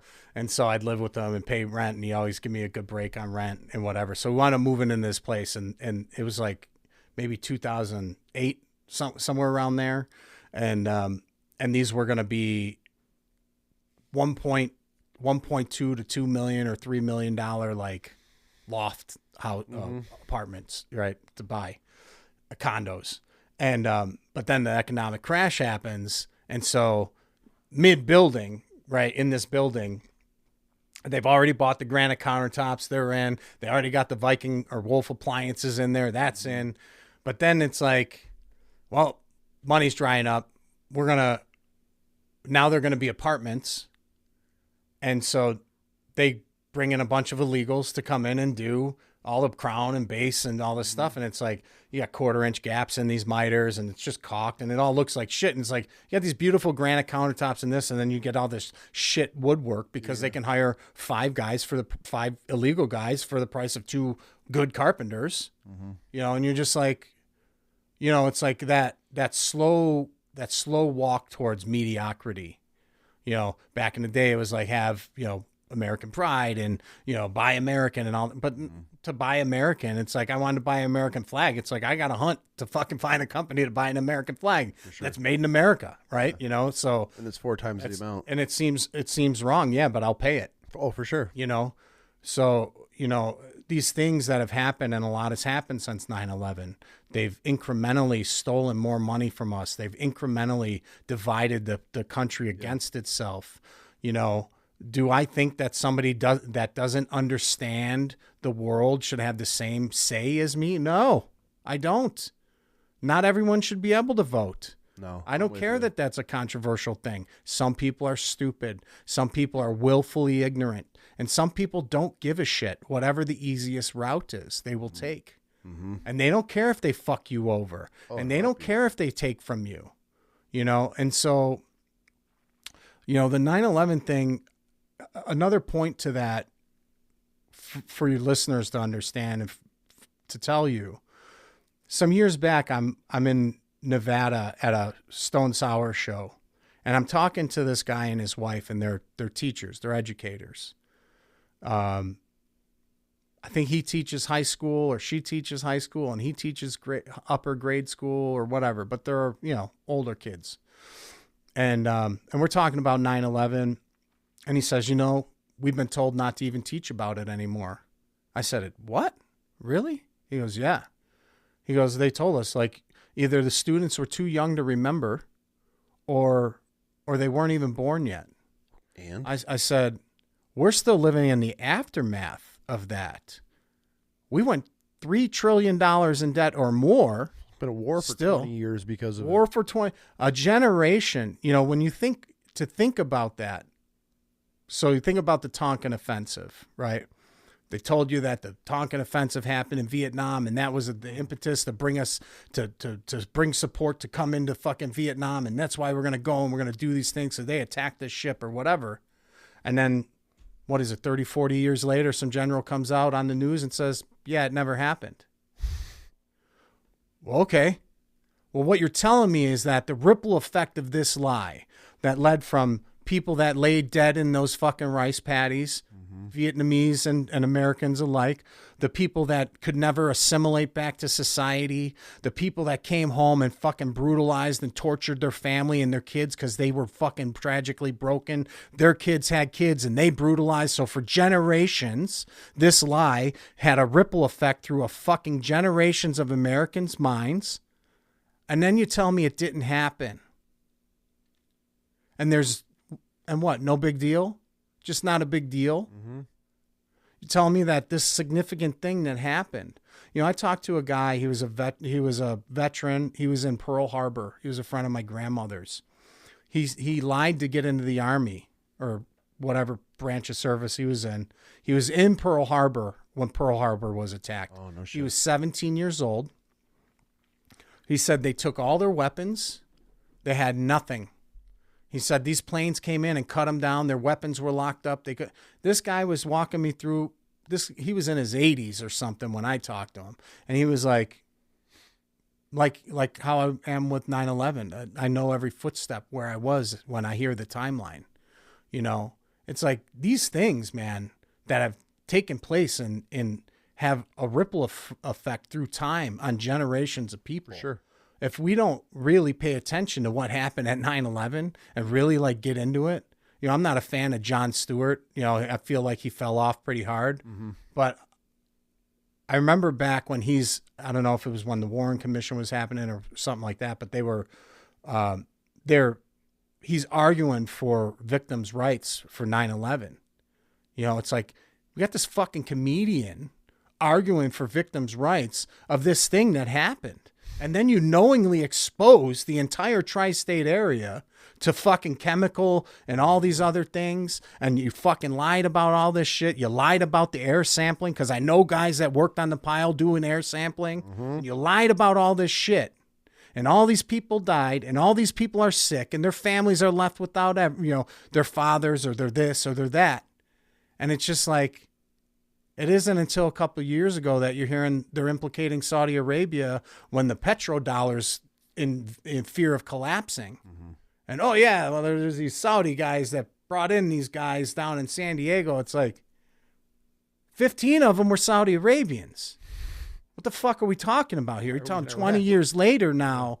So, you know, that day and the things that have come rippled out from generation to generation, you know, they matter, and it's important, you know, and people got to get away from their feelings. You can not like information, but man, you got to take the information and really do your due diligence to sort through it, so that you aren't the one there pushing for something that is like this toxic empathy that would, you know, lead you down to the path of slaughter. Because if you're telling me I got to pick my life or theirs, I pick my life. All day, every day. All day. I'm sorry. I'm sorry you live in a shithole. I'm sorry your country is fucked, but our country isn't much better. And if we don't protect it, and we don't, you know, the idea that there's an American, like he sees a flag and it's like, I think that guy must be a racist, or fuck America. Or, bro, go live out, go other places. Go. No problem. Go. You know, and I really hope that people do start waking up to it more so. And I do think there is. I think social media does have a place for that, you know? Absolutely. It's I'm glad to see him. I've had a young guy on recently, and, you know, he's a younger Marine, and he's gone to Palestine, gone to Israel. I was listening. Is that what's his name? Bosch is his last flight. Yeah. So it's good to see that generation and younger questioning and waking up, and okay, we could search this now. Okay, I have this influencer that I trust, that I know isn't just regurgitating Israel's bullshit.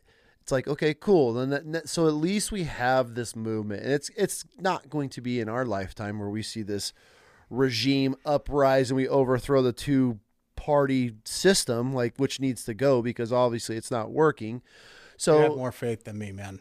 And I would say that because our poor people drive Cadillacs and have color TVs. Other places, poor people don't have clean drinking water. I don't know, man. I've been to some pretty poor places in this country. I have too. So, I mean, they're there, but I get what you're saying, right? Like, are we third world poor? No, but who knows what the direction it's going with how much.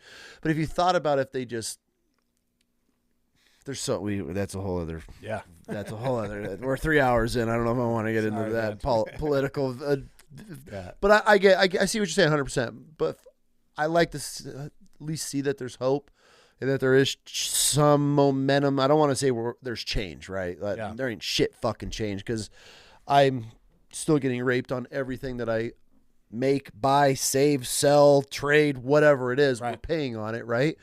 But at least that I feel that there is a movement right now with a lot of people waking up to the knowledge and the information that is able to be searched on. Because you look at our parents, I mean, fuck, bro, they still think we landed on the moon. No offense if you think we landed on the moon, but they still think we landed on the moon, and then all this other crazy shit and like what's going on. It's like now you can just look up all the information, be like, oh, clearly this didn't happen, right? So that's why I'm saying in our generation, there's so many people that are so brainwashed that are so convinced that the government's going to help them and we got to trust these people and politicians have our best rights and interests and they're looking out for us. Like there's a shift. When?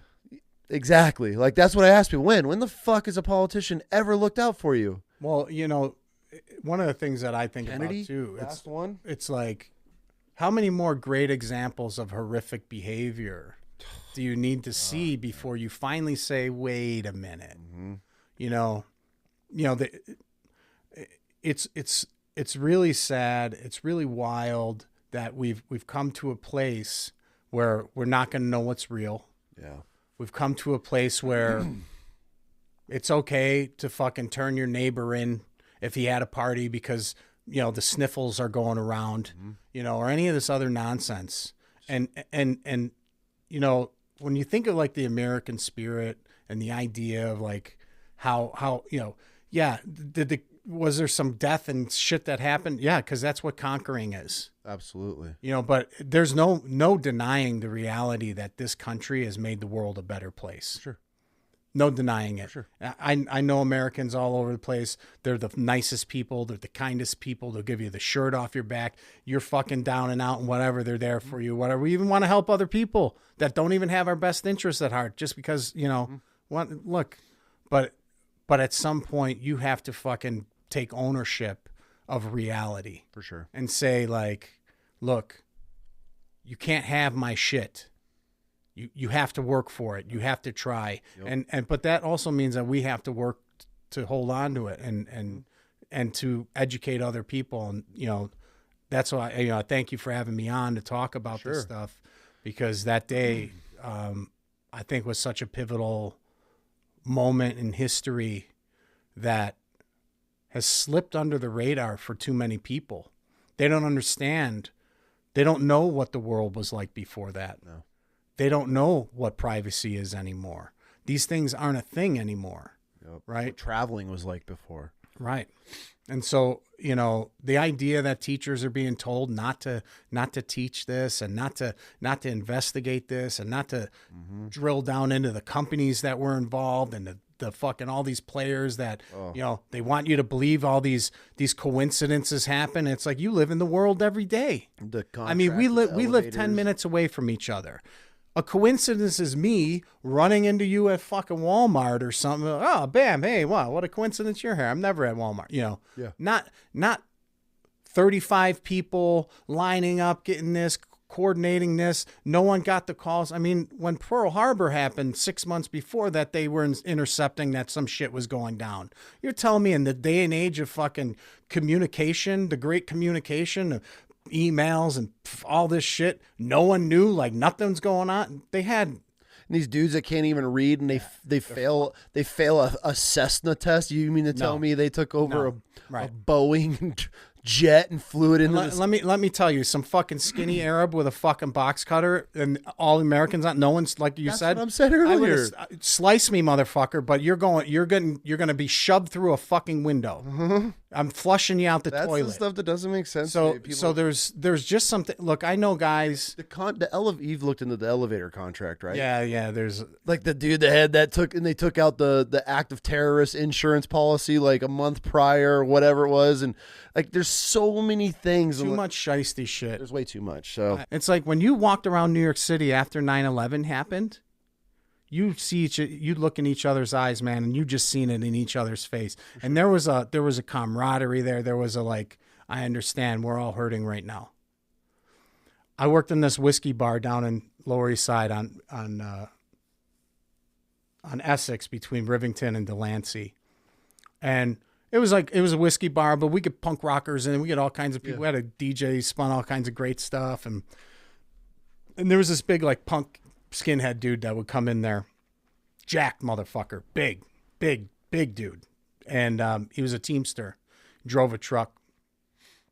He worked on the pile for several months, hauling shit from Ground Zero to Staten Island or Long Island, wherever they were taking, like, sort out the rubble. They'd load his truck up. He'd drive it there. He'd dump it. He'd come back and get, I hadn't seen him in months. I'm bartending there. I hadn't seen him several months. And he comes in, and this dude is, if he was 260 pre, he was 160. Oh, no shit. Frail, broken guy. They said, "What's going on, man? I hadn't seen you in a while." He goes, "Yeah, I just dumped a load today, and a torso came out." Several months after them emptying and trying to clear the site, they were still pulling bodies out of that hole. So the idea that teachers are being told not to teach about this. Wild. In this country. You don't want to teach it in Israel. You don't want to teach it in fucking Saudi Arabia. You don't want to, no problem. But here, that's, you want to teach my kid how to be my boy to be a girl or my girl to be a boy, or, everyone's included. But you don't want to teach that? Why? Like, make that make sense. Nah, man. There's again, fuzzy math don't math, And so some really dirty, dastardly, sinister shit took place that day. Very. And some people in our government knew about it and were privy to it and part of it. Mm-hmm. I don't know who. I'm not saying it was the president or whatever. Who the fuck knows?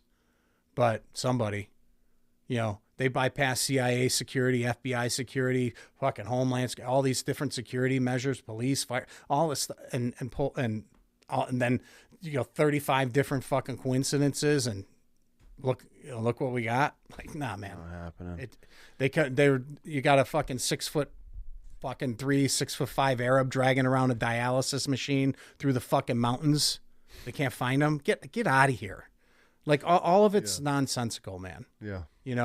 And again, I get it. World's a complicated place and all this stuff, but man, America and Americans should really, like, understand that there's been enough terrible examples of horrific behavior that everything isn't what it seems. Nope. And if you don't maintain some kind of fucking skepticism, you're telling me I'm not welcome to my skepticism when you're ramming some fucking vaccine down everyone's throat. Like, question everything. Man, you got the wrong people here. Mm-hmm. Because Americans should not be those people.